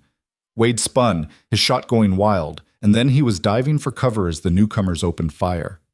Caleb hit the ground, his mind struggling to process what was happening. Through the chaos and gun smoke, he saw faces he recognized. Miners, ranchers, townspeople. And leading them, impossibly, was Thomas Brennan, very much alive and carrying a shotgun with murderous intent. "Thought you could use some help," Brennan shouted over the gunfire, tossing Caleb a loaded revolver. "Margaret Walsh sent word you'd gotten yourself into trouble. Figured it was time to stop hiding and start fighting." The battle was brief and brutal. Hale's men, caught by surprise, fell back in disarray. Wade managed to escape through a side door, along with most of his team, but the warehouse was lost. And more importantly, the illusion of Hale's invincibility had cracked. In the sudden silence that followed, Caleb found himself surrounded by maybe 30 people, men and women who'd suffered under Hale's rule, who'd lost homes and loved ones and hope, who'd been waiting for someone, anyone, to show them that resistance was possible. "We heard what you did at the Imperial," an old miner said, his weathered face creased with something approaching admiration. "Heard you threw away everything to save that lawyer. That took guts. More guts than the rest of us had." "You're here now," Caleb said. "That's what matters." "We're here," Brennan agreed, "but we're not an army. We're just angry people with whatever weapons we could grab. Hale's still got 50 professional gunmen, control of the bank, the law, everything. This was a good start, but it's just a start." Caleb looked at the faces around him, scared, determined, waiting for direction they didn't know he was unqualified to give. "Then we make him spread thin," Caleb said slowly, the plan forming even as he spoke. "We hit him everywhere at once. His mines, his businesses, his supply lines. We make him chase shadows while we hit real targets. And we do it all while making him think I'm already dead, that I died in this warehouse, buried under rubble." "That's a lot of deception," Brennan observed. "It's what he does. Time we used his tactics against him." Caleb checked the revolver Brennan had given him, fully loaded. "Spread word that James Garrett died tonight, that Hale's men killed the crazy gunman who went rogue. Let him think the threat is over. Then we show him what real terror looks like." The group murmured agreement, and Caleb saw belief kindling in eyes that had been dead with despair. They had numbers now. They had courage borrowed from his desperate stand. It wasn't much, but it was more than he'd had an hour ago. As the sky lightened toward dawn, they dispersed into Iron Ridge's shadows, carrying with them the ember of rebellion. And somewhere in the pre-dawn darkness, Victor Hale received word that his problem had been solved, that the traitor Garrett was dead, that order had been restored. He was wrong on every count. The trap he'd so carefully constructed had backfired spectacularly. And now, for the first time since building his empire, Victor Hale had something he'd never experienced before. He had reason to be afraid. The deception held for 3 days. Iron Ridge buzzed with news of James Garrett's death, how Wade's men had cornered the traitor in the warehouse, how the ensuing gunfight had brought the building down on top of him, how his body had been buried in an unmarked grave outside town, as befitted a man who'd betrayed Victor Hale's trust. The story spread through saloons and streets, each retelling adding details until it became gospel truth. Meanwhile, Caleb lived like a ghost in the mining tunnels beneath Brennan's abandoned claim, emerging only at night to coordinate with the resistance that had coalesced around his desperate stand. They were an unlikely army, miners who'd lost claims to Hale's legal machinations, ranchers squeezed out by unfair freight rates, townspeople tired of living in fear, even a few of Hale's former employees whose consciences had finally outweighed their paychecks. "We've got 43 people willing to fight," Brennan reported on the third night, spreading a hand-drawn map across the tunnel floor. Lamplight flickered across his weathered features. "Another dozen who will help with information, supplies, hiding places. It's not much against Hale's professional guns, but it's more than we had a week ago." Caleb studied the map, which showed Iron Ridge and the surrounding territory in crude but functional detail. Brennan had marked Hale's holdings in red: mines, freight depots, the bank, several businesses in town. Each mark represented not just property, but power, the infrastructure that sustained Hale's empire. "We can't fight them head on," Caleb said, his finger tracing routes between the marked locations. "Wade's got too many trained killers, but if we hit 3 or 4 targets simultaneously, spread his forces thin, we create opportunities." "Opportunities for what?" asked Sarah Chen, a woman whose family had lost their ranch to one of Hale's orchestrated foreclosures. She'd proven herself capable with a rifle and fearless in ways that reminded Caleb uncomfortably of Elena Martinez. To hurt him where it matters: his money, his reputation, his control. Caleb looked up from the map. Hale's built his empire on the belief that he's untouchable, Every time we prove that wrong, people get braver, more willing to resist, and more likely to die, observed Marcus Webb, a former deputy who'd refused to look the other way when Hale's men murdered a witness. Let's not pretend this is anything but dangerous.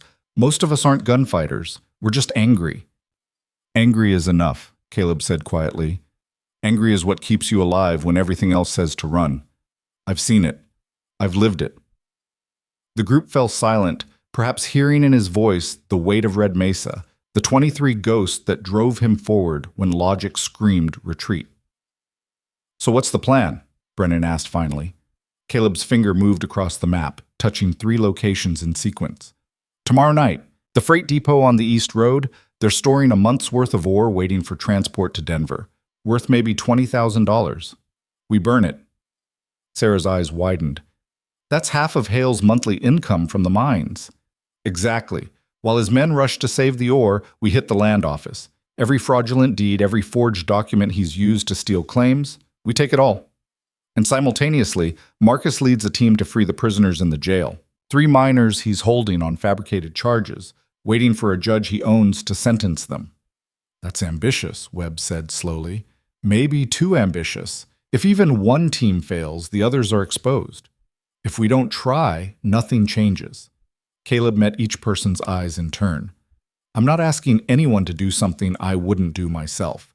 I'll take the freight depot. It's the most dangerous, closest to where Hale's men are concentrated.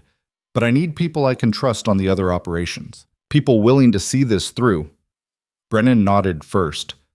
I'll take the land office. Used to be a clerk before I turned to mining. I know what documents matter and where they'd be kept. I'll handle the jail, Webb said, his jaw set. I know the layout, know which deputy is on night duty. If we time it right, we can be in and out before anyone sounds an alarm. And I'll coordinate between teams, Sarah offered. Move supplies, pass messages, make sure everyone knows the timing. Others volunteered for supporting roles, providing horses, creating diversions, watching for Wade's patrols. By the time the meeting broke up near dawn, they had the skeleton of a plan that was either brilliant or suicidal. Caleb suspected it was both. As the others filtered back to their hidden lives, Brennan lingered in the tunnel. You know this won't end with Hale defeated, he said quietly. Even if we break his power in Iron Ridge, his network runs through 3 territories. He's got connections in Denver, Santa Fe, maybe even Washington. Men like that don't just disappear. I know. Caleb checked his revolver, a habit that had become unconscious. But it has to start somewhere. Red Mesa burned and nobody cared because Hale made sure nobody knew it was murder. But this? This will be visible, undeniable. And when Samuel Pierce brings his evidence before the territorial court, when people see that Hale can bleed, his empire starts to crumble. You're banking a lot on that lawyer making it to Denver. He'll make it. He's got something Hale's men don't. Belief that the law actually means something. Caleb's smile was bitter. I used to think that too, before I learned that justice and law aren't always the same thing. Brennan studied him in the lamplight, seeing past the trail dust and exhaustion to something harder beneath. What happens after? Assuming we survive, assuming Hale falls, what happens to Caleb Mercer? The question hung in the stale tunnel air. Caleb had avoided thinking about it, focusing only on the next fight, the next risk, the next step toward vengeance. The idea of an after felt abstract, unreal.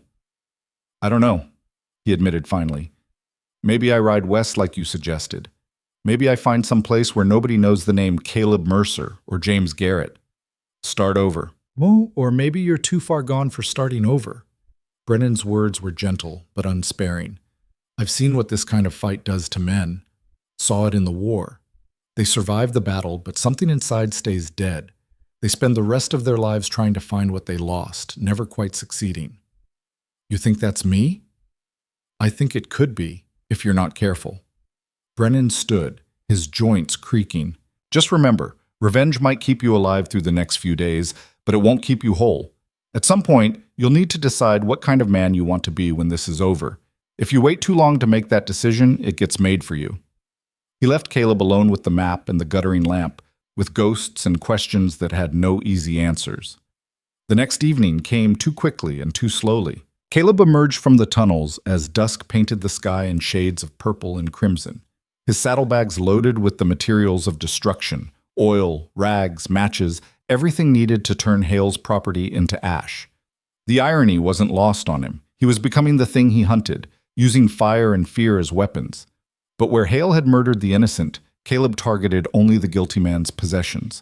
It was a distinction that mattered, even if the methods looked similar. The freight depot sat 2 miles east of Iron Ridge, a large barn-like structure surrounded by loading platforms and stacks of ore crates waiting for shipment. 2 guards patrolled outside, professional guns, alert and armed. Getting past them without raising an alarm would require patience and precision. Caleb watched from a rocky outcrop as the sun vanished completely, leaving only starlight and the depot's lamp glow to break the darkness. The guards followed a pattern, one circling the building clockwise, the other counterclockwise, their paths intersecting at the front entrance every 10 minutes. In the brief window when both had their backs turned, a fast man could reach the rear loading dock. A fast, quiet man, willing to bet his life on 8 seconds of opportunity. Caleb waited through 3 patrol cycles, timing each rotation, noting the small variations. Then, as the guards separated for their 4th circuit, he moved. 8 seconds to cross 50 yards of open ground. His boots found earth and stone in near silence, his breathing controlled, every muscle focused on speed without sound. 5 seconds. The loading dock loomed ahead. 3 seconds. He reached the wooden platform and pressed himself flat against the wall just as one guard rounded the corner 20 feet away. The guard paused, head cocked as if sensing something amiss. Caleb's hand found his knife, quieter than a gun, less certain but necessary if the alarm went up. The seconds stretched like hours while the guard scanned the darkness, his lantern swinging in a slow arc. Then the man grunted, apparently satisfied, and continued his patrol. Caleb exhaled slowly and tested the loading dock door. Locked, but the wood was old and the mechanism simple. He worked his knife into the gap, applying pressure until something inside clicked. The door swung inward with a creak that sounded deafening, but probably carried less than 10 feet. Inside, the depot's main floor stretched vast and shadowy, illuminated only by moonlight filtering through high windows. Crates of ore stood in organized rows, the product of weeks of mining, ready to fund Hale's continued dominance. $20,000, Sarah had estimated. Caleb figured destroying it would hurt more than the money. It would demonstrate vulnerability, prove that Hale's carefully controlled empire could be struck anywhere, anytime. He worked quickly, splashing oil across the wooden floor, soaking crates, creating trails that would spread fire throughout the structure. The smell was overwhelming, petroleum and minerals mixing into a toxic perfume that burned his nostrils. But he didn't stop until every container of oil was empty, until the depot was a tinderbox waiting for a spark. The matches felt heavy in his hand. This was the point of no return. Once the fire started, there would be no hiding, no pretending, no going back. Hale would know that the resistance he'd thought broken was alive and striking back. Caleb struck the match. The flame caught instantly, racing along the oil trails with hungry enthusiasm. Within seconds, multiple fires burned across the depot floor. Within a minute, the crates had caught, their wooden sides blackening and splitting. The heat intensified rapidly, driving Caleb back toward the loading dock. He emerged into chaos. The guards had spotted the flames through the windows and were shouting, one racing toward town for help, while the other futilely tried to open the front entrance. Neither saw Caleb slip into the darkness beyond the firelight, moving fast toward the rocky outcrop where he'd left his horse. Behind him, the freight depot became an inferno. Flames reached toward the night sky, visible for miles, a beacon announcing that Victor Hale's empire was burning. Caleb rode hard toward Iron Ridge, circling wide to approach from the south. If the plan worked, chaos would be erupting at multiple locations simultaneously. If it failed, he was riding into a slaughter. The town appeared ahead, and immediately Caleb knew something had gone wrong. Too many men in the streets, too much organized movement. Wade's voice carried through the night, shouting orders, directing his gunmen with military precision. Caleb pulled his horse into shadow and dismounted, creeping closer to hear what was happening. Trap was obvious, Wade was saying to a cluster of armed men. You think I'm stupid? The moment that freight depot caught fire, I knew they'd hit other targets. Got men at the land office in jail already. Anyone shows up, they're dead. Caleb's blood ran cold. Wade had anticipated their strategy, turned their coordinated attack into an ambush. Brennan and Webb were walking into certain death. He had to warn them, had to stop this before more good people died for his vendetta. But even as the thought formed, gunfire erupted from the direction of the land office. Sharp, brief, final. Then silence. "That's the land office," Wade said with satisfaction. "Who's betting the jail is next?" More gunfire, this time from the opposite side of town. Longer, sustained, the sound of people fighting desperately against overwhelming odds. Caleb's hands shook with rage and helplessness. This was his fault. His plan, his leadership, his certainty that he could outsmart a man who'd been playing this game for years.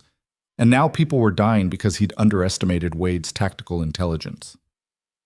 "Bring the bodies to the square," Wade ordered. "I want everyone in Iron Ridge to see what happens to people who resist Mr. Hale. And keep searching. Their leader's got to be somewhere. The man everyone thinks is dead. Find him, and this rebellion dies with him." Caleb retreated deeper into shadow, his mind racing. The plan had failed catastrophically. His people were captured or dead. Wade knew he was alive and hunting him. Every advantage he'd gained through deception had evaporated in one night of miscalculation. But Wade had made one mistake. He'd consolidated his forces in Iron Ridge, leaving other parts of Hale's empire vulnerable. And in his arrogance, he'd assumed the resistance ended with tonight's failed attacks. A new plan formed in Caleb's mind, desperate, brutal, but possible. Hale would expect him to run or hide. Instead, Caleb would do the opposite. He'd go straight for the throat. He remounted his horse and rode northeast, away from Iron Ridge's lights, toward the one place Wade wouldn't expect an attack because it was supposedly too well defended, too dangerous, too insane to attempt. Victor Hale's personal compound, built into the foothills where Red Rock Canyon carved through the mountains. The ride took 3 hours through terrain that grew progressively rougher. Caleb pushed his horse as hard as he dared, knowing that every minute brought Wade closer to realizing where he'd gone. The compound appeared just before midnight, a sprawling ranch house backed against canyon walls, with outbuildings, corrals, and at least a dozen armed guards visible even from a distance. Hale had built himself a fortress. Getting inside would be impossible for a frontal assault, but Caleb wasn't planning a frontal assault. He dismounted a mile out and continued on foot, using the canyon's rocky terrain for cover.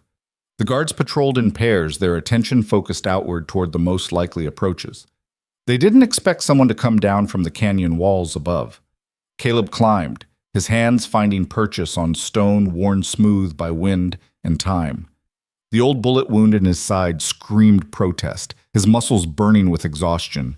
But he didn't stop, couldn't stop. Below, Hale's compound spread like a map, its vulnerabilities becoming visible from this elevated position.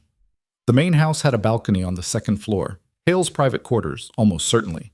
A single guard stood watch there, his attention on a bottle that suggested his professionalism had limits. And leading to that balcony was a drain pipe that might support a man's weight if he was desperate enough.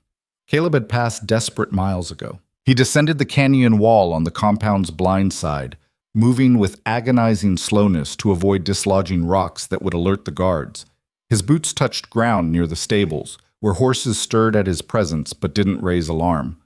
From here, the drain pipe was 50 feet away across open ground. The guard on the balcony took a long pull from his bottle, his back momentarily turned. Caleb ran. 50 feet felt like 50 miles, every step certain to trigger shouts and gunfire. But he reached the drain pipe without incident and began climbing before his nerve could fail. The metal groaned softly under his weight, bolts shifting in wood gone soft with age, but it held. 20 feet up, the guard turned and looked down. For one frozen heartbeat, their eyes met. The guard's hand moved toward his gun, his mouth opening to shout. Caleb drew and fired in one fluid motion. The shot took the guard in the chest, dropping him without a sound beyond the thud of body hitting wood. But the gunshot echoed across the compound like thunder, and immediately shouts erupted from below. Caleb pulled himself over the balcony railing and crashed through the door into Hale's private quarters. The room was opulent by frontier standards, carpeted floor, real furniture, paintings on the walls. And standing by a desk, frozen in the act of reviewing papers, was Victor Hale. "You?" Hale breathed, his face draining of color. "You're dead." Wade said. Wade was wrong. Caleb advanced, his gun leveled at the man who'd haunted his nightmares for months. "About a lot of things." Hale's hand drifted toward a drawer where doubtless a weapon waited, but he froze when Caleb cocked the hammer. "Don't," Caleb warned. "I've been waiting for this moment too long to let it end quick." "Whatever you think you know about Red Mesa," Hale began. "I don't think anything. I was there. I saw you burn 23 people alive. I heard you order your men to make sure there were no witnesses." Caleb's voice was cold, hard, utterly without mercy. "You were wrong about that too." Footsteps pounded on the stairs leading to the second floor. Voices shouted, men coordinating their response. Caleb had maybe 30 seconds before Hale's guards crashed through the door. "You'll never make it out of here alive," Hale said, some of his composure returning. "My men will kill you, and even if by some miracle you escape, my network will hunt you to the ends of the earth. You're a dead man, Mercer." "Then I'll die knowing you died first." Caleb's finger tightened on the trigger. The balcony door exploded inward. Wade burst through, his revolver drawn, his face twisted with fury and determination. "Get down, Mr. Hale!" Wade shouted. Everything happened at once. Hale dove behind his desk. Caleb spun toward Wade, both men firing simultaneously. Wade's bullet burned past Caleb's ear, close enough to feel its heat. Caleb's shot took Wade in the shoulder, spinning him backward but not dropping him. The bedroom door splintered as guards hit it with force. In seconds they'd be through, and Caleb would be trapped in a crossfire with no escape. Unless he didn't try to escape.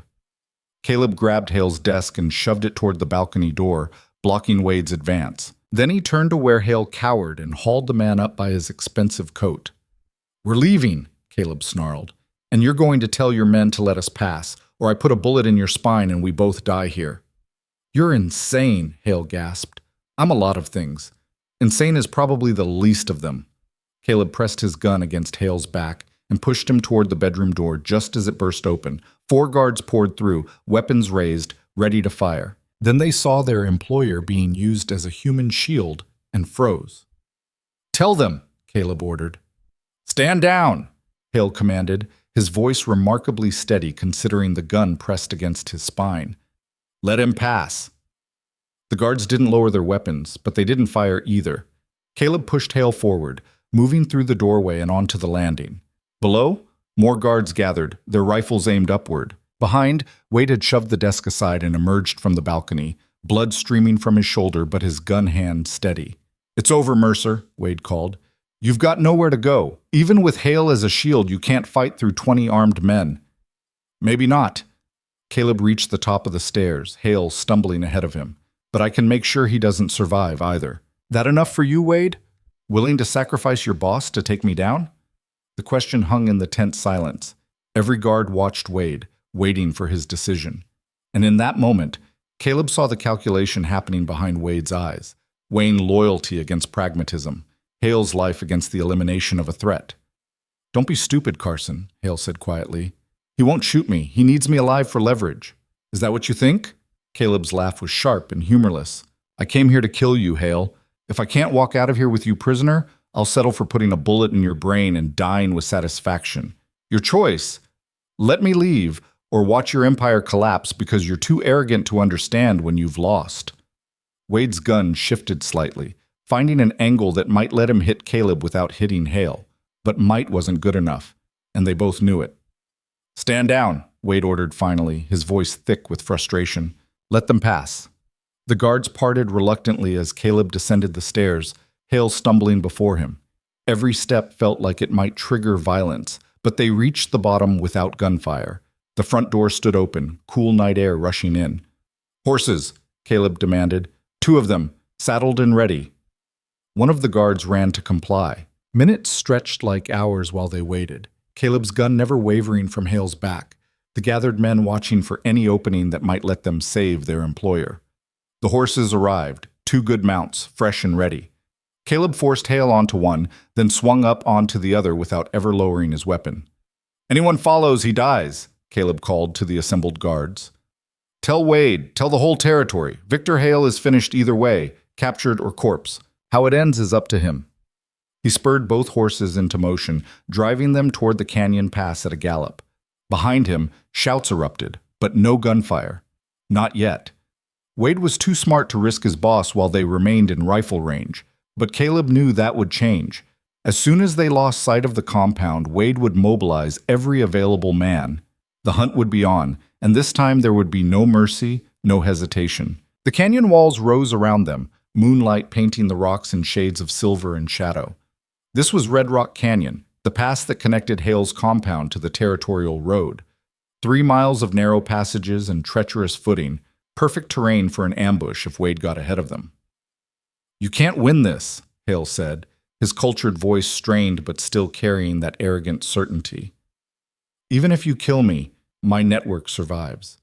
Men more ruthless than Wade will hunt you. You'll spend the rest of your life running. Then it'll be a short life." Caleb pushed the horses faster, their hooves echoing off stone walls. "But yours will be shorter." Ahead, the canyon narrowed to a bottleneck barely wide enough for 2 horses abreast. Beyond that lay the territorial road and possible escape. But Caleb heard it before he saw it. The sound of multiple riders approaching from the opposite direction. Wade had done exactly what Caleb would have done in his position. He'd sent men the long way around while Caleb was still in the compound, positioning them to cut off the canyon's far exit. Simple, effective, probably fatal. Caleb reined both horses to a stop, trapped between Wade's force behind and whatever waited ahead. The canyon walls rose sheer on either side, unclimbable in darkness. The moon hung overhead, turning the passage into a corridor of stone and shadow where 23 ghosts waited to see how this ended. "Looks like we both die tonight," Caleb said quietly. For the first time, genuine fear flickered across Hale's face. The riders approaching from ahead emerged into moonlight, and Caleb's grip tightened on his revolver as he prepared for the inevitable fight. But the lead horseman wasn't one of Wade's men. It was Thomas Brennan, his face bloodied but alive, leading maybe 15 armed riders who looked more like desperate refugees than an attacking force. "Brennan?" Caleb's voice cracked with disbelief. Wade says a lot of things that aren't true." Brennan reined his horse to a stop 20 feet away, his eyes taking in the scene. Caleb with a gun pressed to Hale's back, the canyon walls trapping them all. "The land office was a setup. You're right about that. But we saw it coming. Lost 2 good people getting out, but most of us made it. Webb and his team got the prisoners from the jail. We've been riding hard trying to catch up to you." Behind them, the sound of Wade's pursuit grew louder. Maybe 30 seconds before they arrived with overwhelming force. "We need to move," Caleb said urgently. "Wade's right behind us with about 40 men. I know." Brennan gestured to the canyon walls. "Which is why we're not running. We're making our stand here, right now. This canyon's barely wide enough for 3 horses abreast. Wade's numbers don't mean much if he can only bring 3 men at a time into killing range." Caleb understood immediately. The bottleneck worked both ways. Wade's force would be compressed into a narrow column, unable to use their superior numbers effectively. It was the kind of tactical thinking that had won battles during the war, when smaller forces used terrain to negate larger armies. "How many guns do we have?" Caleb asked. 22 fighters, most with rifles. Webb's got 3 men positioned on that ledge up there." Brennan pointed to a shelf of rock 15 feet up the left wall. "Not ideal shooting positions, but high ground is high ground. The rest of us form a line here at the bottleneck. Wade wants to get to you. He'll have to go through us first."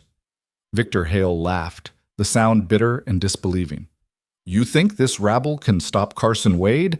He's the best tactical mind in 3 territories. He'll flank you, pin you down, and slaughter every last one of you." "Maybe," Brennan said conversationally, "but before he does, you're going to tell us everything.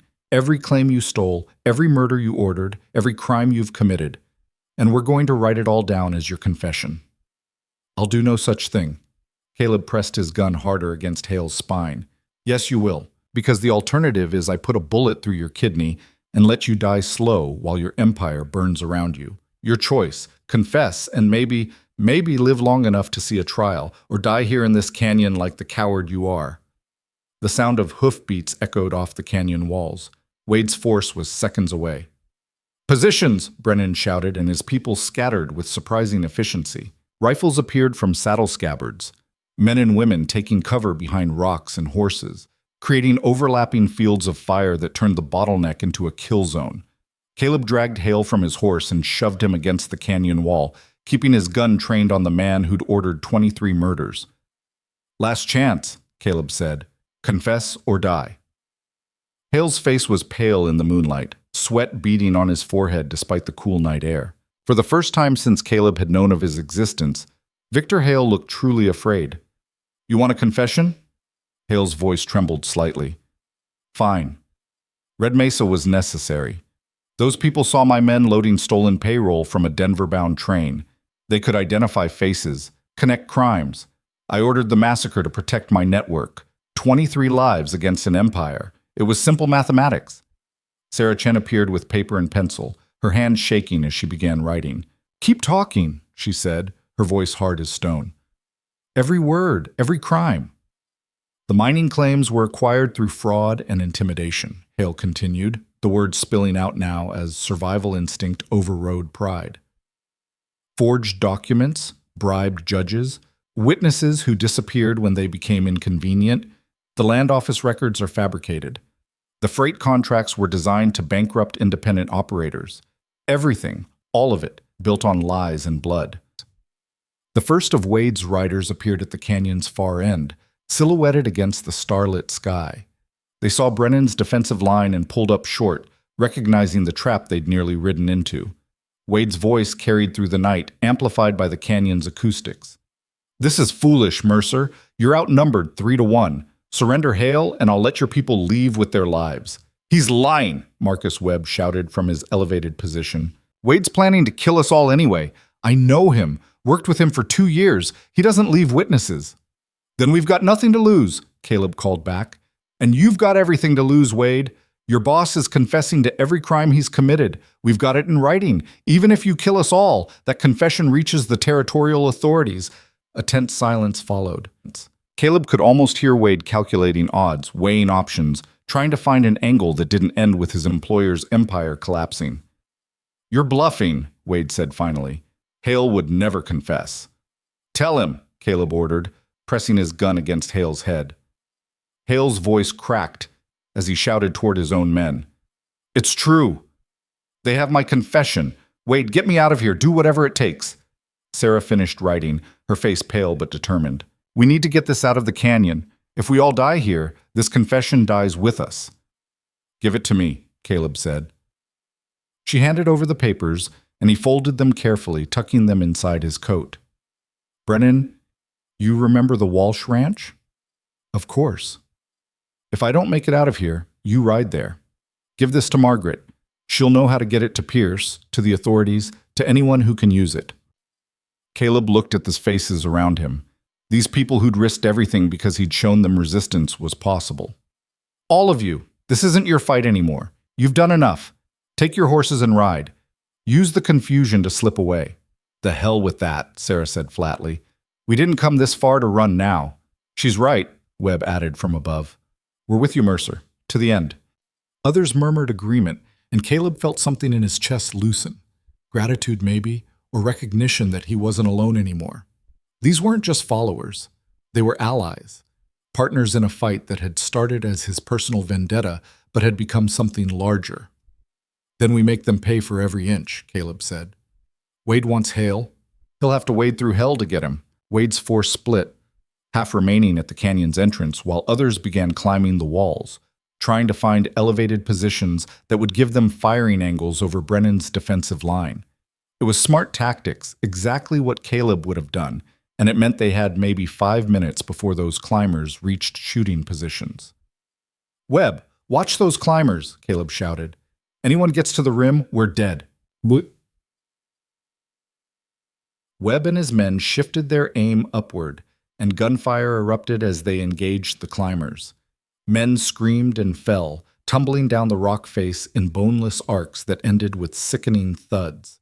But others kept climbing, driven by Wade's orders or loyalty or the promise of payment. At the bottleneck, Wade's riders charged, 3 abreast, firing as they came. Brennan's line answered with a volley that sounded like thunder in the confined space. Horses screamed, men fell.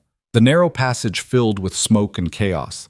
Caleb shoved Hale down and returned fire, his revolver bucking in his hand.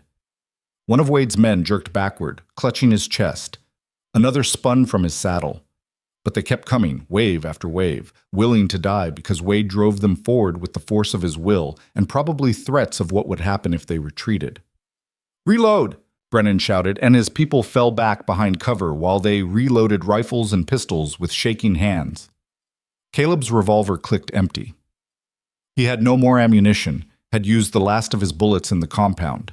He drew the knife from his boot, the blade catching moonlight, and prepared for what would likely be his final fight. Then Rose appeared. She emerged from shadows at the canyon's edge, leading maybe a dozen women, saloon girls, shop workers, wives of miners, all armed with whatever they'd been able to grab, rifles, shotguns, even a few pistols that looked older than the frontier itself. "Thought you could use some help," Rose said calmly, as if joining a gunfight in a canyon at midnight was the most natural thing in the world. "How did you—" "Word travels fast in Iron Ridge, especially when Victor Hale gets kidnapped and half the town realizes they don't have to be scared anymore." She raised her rifle and fired at one of the climbers, her shot true. The man fell with a cry. "Some of us decided we're tired of letting men do all the fighting, especially when we've got as much to lose." Her arrival shifted the balance. Wade's force was still larger, still better armed, but now they faced resistance from multiple angles. Brennan's line at the bottleneck, Webb's elevated position, and Rose's women at the canyon's edge. The mathematics of the fight had changed. "Fall back," Wade's voice cut through the gunfire. "Regroup at the entrance!" His men retreated in reasonable order, dragging their wounded, leaving their dead. The sudden silence was almost worse than the noise, just labored breathing, moans from injured on both sides, and the metallic smell of blood mixing with gunpowder smoke. Caleb checked his people. 3 down, 1 dead, 2 wounded but stable. Against Wade's professional killers in a fight that should have been a slaughter, they'd held, more than held. They'd proven that numbers and training weren't everything when people fought for something that mattered. "They'll try again," Brennan said, reloading his rifle with practiced efficiency. "Wade's not the type to give up." "No," Caleb agreed, "but he's also not stupid. He's lost maybe 10 men already. His boss is captured. Every minute this fight continues, more of Iron Ridge wakes up and realizes Hale's empire is crumbling. Wade's calculating right now, is Hale worth dying for?" As if in answer, Wade's voice echoed through the canyon again. "Mercer, I want to talk. Just you and me. No guns." "It's a trap," Sarah warned. Probably, but Caleb had learned that sometimes walking into traps was the only way to spring them. "I'm coming out," Caleb called back. "But Hale stays here, and if your men so much as twitch wrong, my people start shooting." He walked forward slowly, hands visible and empty, until he stood in the open space between the two forces. Wade emerged from his side similarly unarmed, his shoulder crudely bandaged where Caleb's earlier shot had hit him. They met in the middle of the killing ground, close enough to see each other's faces clearly in the moonlight. "This is insane," Wade said without preamble. "You know that, right? You've started a war you can't win. Even if you kill me, kill Hale, kill everyone here tonight, his network extends beyond this canyon, beyond this territory. Men in Denver, Santa Fe, places you've never heard of, will hunt you until you're dead." "Maybe," Caleb said, "but Hale's confession changes everything. Once that reaches the territorial court, once Samuel Pierce presents his evidence alongside a written admission of murder and fraud, the whole network collapses. Because it's built on the illusion that Hale is untouchable. Break that illusion, and suddenly all those men in all those places have to worry about saving themselves instead of avenging him." Wade's expression flickered. Recognition, perhaps, that Caleb was right. Empires built on fear couldn't survive once people stopped being afraid. "What do you want?" Wade asked finally. "Safe passage out of this canyon. For everyone. Hale comes with me. You and your men ride away and don't follow. And if I refuse? Then we all die here. Your men, my people, Hale, everyone. You really want that? Want to sacrifice 40 lives for a man who'd sell you out the moment it served his interests?" Wade was silent for a long moment, his jaw working as he wrestled with loyalty and logic. Then he said quietly, "You don't know anything about me, Mercer, about why I work for Hale." "You're right. I don't. He saved my life once, 10 years ago when I was nobody, just another gun for hire who'd taken a job that went bad. Should have died in a shootout outside Albuquerque. Hale pulled me out, got me medical help, Gave me purpose when I had nothing. Wade's voice was raw. So yeah, he's done terrible things, things that make me sick when I think about them too long, but he's also the reason I'm alive. That counts for something. It does, Caleb acknowledged. But so do 23 people who burned to death for no reason except they were inconvenient. So does every miner who lost his claim, every family driven off their land, every witness who disappeared. Your loyalty is admirable, Wade, but it's misplaced. Maybe. Wade looked back toward his men, then toward Brennan's defensive line. But here's what I know. If I let you walk out of here with Hale, I'm finished in this territory. Every gun who ever respected me will know I broke, that I chose survival over loyalty. I'll be worthless. You'll be alive. That's worth something too. Wade smiled without humor. You'd think so, wouldn't you? He turned back toward his men, and for a moment Caleb thought he was going to give the order to attack regardless of cost. Instead, Wade called out, "Stand down! All of you! Lower your weapons!" Confused murmurs rippled through his force. One man shouted, "But Wade, we can still—" "I said stand down." Wade's voice carried absolute authority. "It's over. We've lost. Anyone who wants to keep fighting can do it without me." The silence that followed was profound. Slowly, reluctantly, Wade's men lowered their rifles. Some looked relieved, others angry. A few simply exhausted. Wade turned back to Caleb. "You've got your safe passage, but Mercer, this isn't mercy. This is me choosing to let you carry the weight of what comes next. Because once Hale's empire falls, something else will rise in its place. Always does. And you'll spend the rest of your life wondering if what replaces him is worse. I'll take that chance." "Yeah." Wade's smile was bitter. "I figured you would." He walked back to his men, and Caleb returned to where Brennan and the others waited. Victor Hale still sat against the canyon wall, his expensive suit torn and dirty, his face a mask of disbelief. "You're letting them go?" Hale demanded. "After everything they've done?" "They're not my enemy anymore," Caleb said. "You are. And you're going to face justice for what you did in Red Mesa. For all of it." They mounted horses and rode out of Red Rock Canyon as dawn broke over the eastern peaks, painting the world in shades of gold and crimson. Wade's men parted to let them pass, their faces hard but their guns silent. It felt surreal after the night's violence, this quiet departure, this fragile peace bought with blood and confession. The ride to Iron Ridge took 2 hours, and with every mile they covered, Caleb felt the weight of the past months settling on him like physical burden. The anger that had sustained him, the fury that had driven him forward, it was draining away, leaving behind only exhaustion and the ghosts that would never fully leave. Iron Ridge appeared different in morning light. Word had spread during the night about the gunfight at the Imperial, the burning freight depot, the battle in Red Rock Canyon. People lined the streets as Caleb's group rode in with Victor Hale bound and broken between them. Their faces showed everything from fear to hope to something approaching awe. "Is it true?" Someone called from the boardwalk. "Is Hale really finished?" "It's true," Brennan answered. "His empire's over. The proof is being sent to the territorial court even now."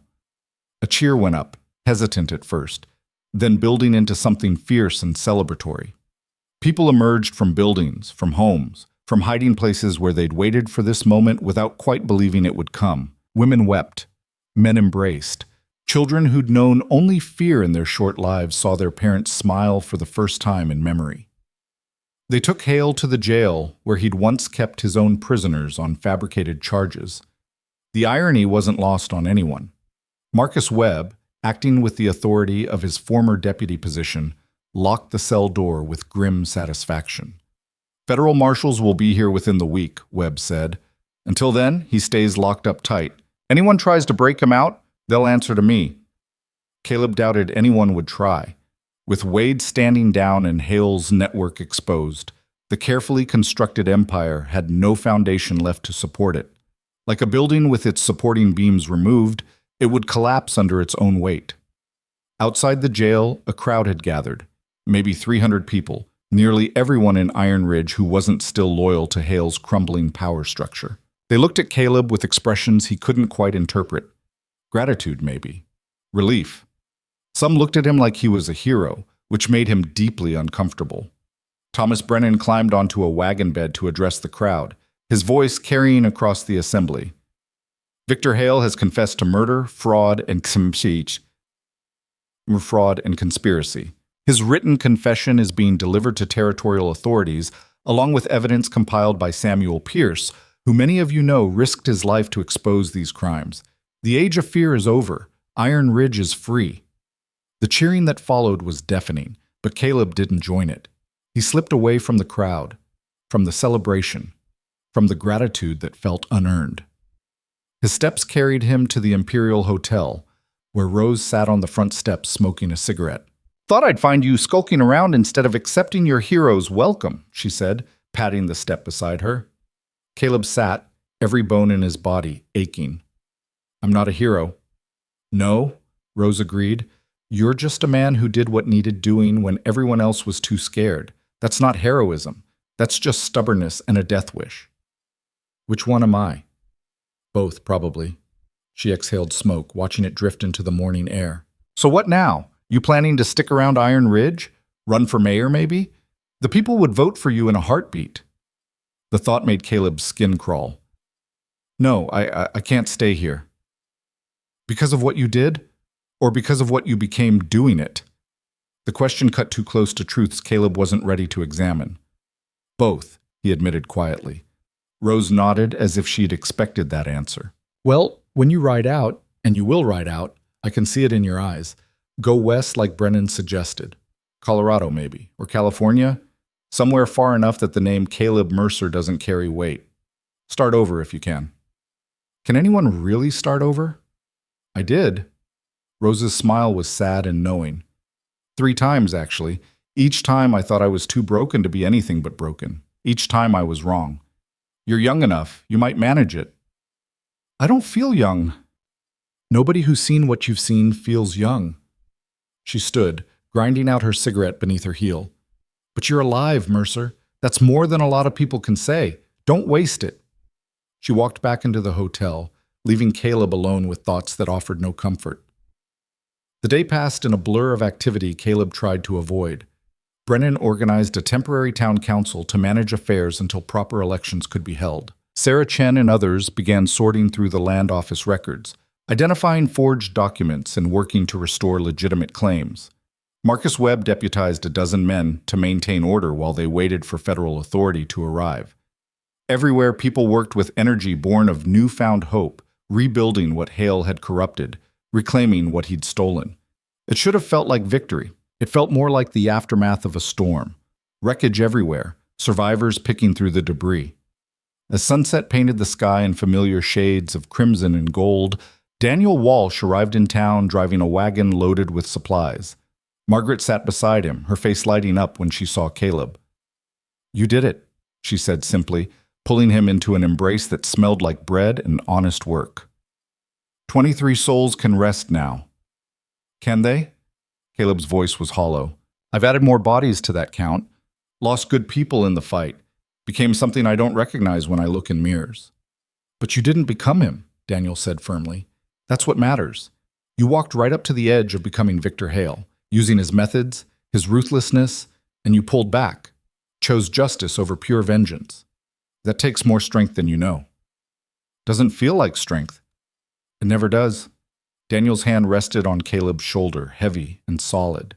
"It feels like compromise and moral exhaustion, but you're still standing, still yourself, more or less. That's enough." Margaret pressed something into Caleb's hands, a small leather pouch that clinked with coins. "From the people who want to thank you, but know you won't accept gratitude. Enough to get you far from here and start fresh wherever you land." "I can't." "You can and will," she interrupted gently. "Because staying here will kill you slower than any bullet. You'll see Elena in every woman's face, hear Tom Brennan in every friendly voice, walk through streets haunted by everyone you couldn't save. You need distance, Caleb, permission to be someone other than the man who survived Red Mesa." She was right, and they both knew it. Caleb pocketed the pouch without counting the contents. "Samuel Pierce made it to Denver," Daniel added. "Sent word back through our network. He's presenting evidence to the territorial court next week. With Hale's confession and the documents he compiled, there'll be indictments. Not just of Hale, but of everyone in his network who can be connected to crimes. It's going to take years to unravel, but it's happening. You made that possible.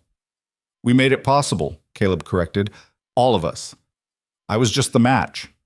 You all were the kindling that caught fire. Pretty words, Margaret said, but they don't change the fact that you're leaving. When? Tonight, I think, or tomorrow at dawn, before I have to watch another sunrise over this town. They didn't try to talk him out of it, just wished him well and drove their wagon toward the boarding house where they'd stay while helping Iron Ridge rebuild. Caleb spent his last evening in the territory preparing, checking his horse, organizing supplies, going through motions that felt mechanical and distant. As full dark settled over the town, Thomas Brennan found him at the livery. "Figured you'd be here," Brennan said, leaning against a stall. "Couldn't leave without saying goodbye, could you?" "Thought I'd try."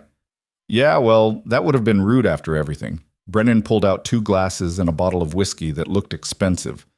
"Liberated this from Hale's private stock. Figured it was owed to us." They drank in companionable silence, the whiskey smooth and warming. Outside, Iron Ridge settled into its first truly peaceful night in years. No fear, no oppression, just ordinary people living ordinary lives.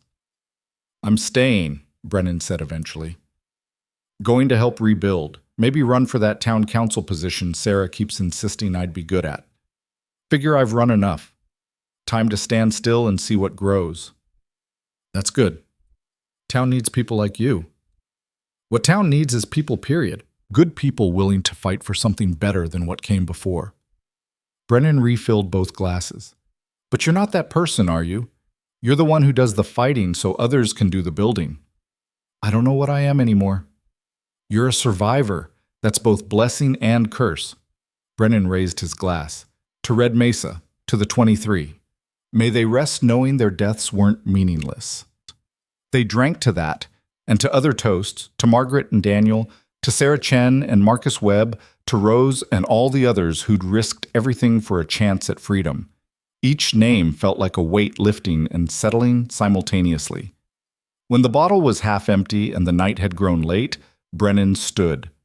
"Ride safe, Caleb Mercer, and when you find wherever you're going, try to be kind to the man you've become. He did terrible things for good reasons. That's not redemption, but it's not damnation either. It's just human." He left Caleb alone in the livery, and Caleb sat with his ghosts until the early hours before dawn. Then he saddled his horse, loaded his meager belongings, and rode west out of Iron Ridge as the first light touched the eastern peaks. He didn't look back. Looking back was for people who had something left in the place they were leaving. The frontier stretched before him, vast and empty and full of possibility. Colorado, maybe. Or California. Somewhere the name Caleb Mercer meant nothing, where he could be nobody again, where the past could stay buried if he never spoke of it. Behind him, Iron Ridge woke to its first free morning in years. Children played in streets without fear. Merchants opened shops without paying protection. Miners worked claims they actually owned. And in the jail cell where Victor Hale sat awaiting federal justice, a man who'd believed himself untouchable learned that empires built on blood always, eventually, drown in it. The sun climbed higher, burning away the morning chill. Caleb's horse maintained a steady pace, eating miles with patient determination. The wound in his side ached, it always would. A permanent reminder of the night everything changed. His hands bore calluses from weeks of violence. His face had aged years and months, but he was alive. Against all odds, against every logical outcome, he had survived. And somewhere ahead, beyond the mountains that rose purple against the western sky, beyond the next town and the one after that, maybe there existed a place where Caleb Mercer could lay down the weight he carried, where 23 ghosts could rest, where the man who'd burned a freight depot and started a war could find some measure of peace. Maybe. Or maybe he'd ride forever, a permanent exile from the man he'd been before Red Mesa, never quite finding the redemption that remained always just beyond the next horizon. Either way, he would ride. Because that's what survivors did. They kept moving, kept breathing, kept putting one foot in front of the other until the day they couldn't anymore. The frontier wind carried the scent of sage and distance. Somewhere a hawk cried, its voice lonely and wild. Caleb Mercer rode west into the endless morning, leaving behind ashes and ghosts and a town finally free.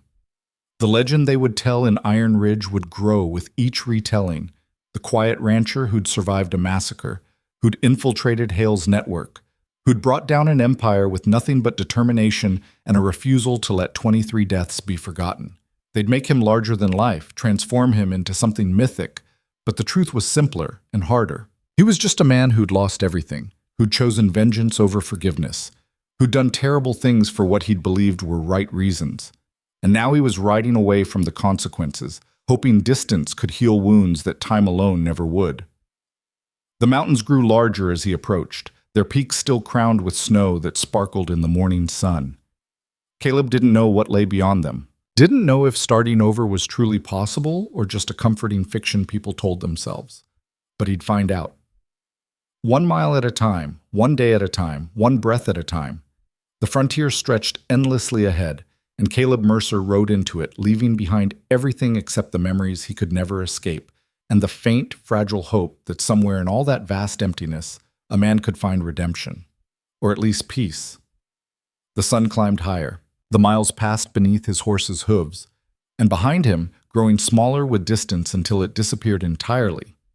Iron Ridge began the long work of healing, remembering its dead, honoring its survivors, and building something better from the ashes of what came before. The story that started in fire ended in freedom. Not the freedom of forgetting, but the freedom of finally, after everything, being able to move forward. And that would have to be enough.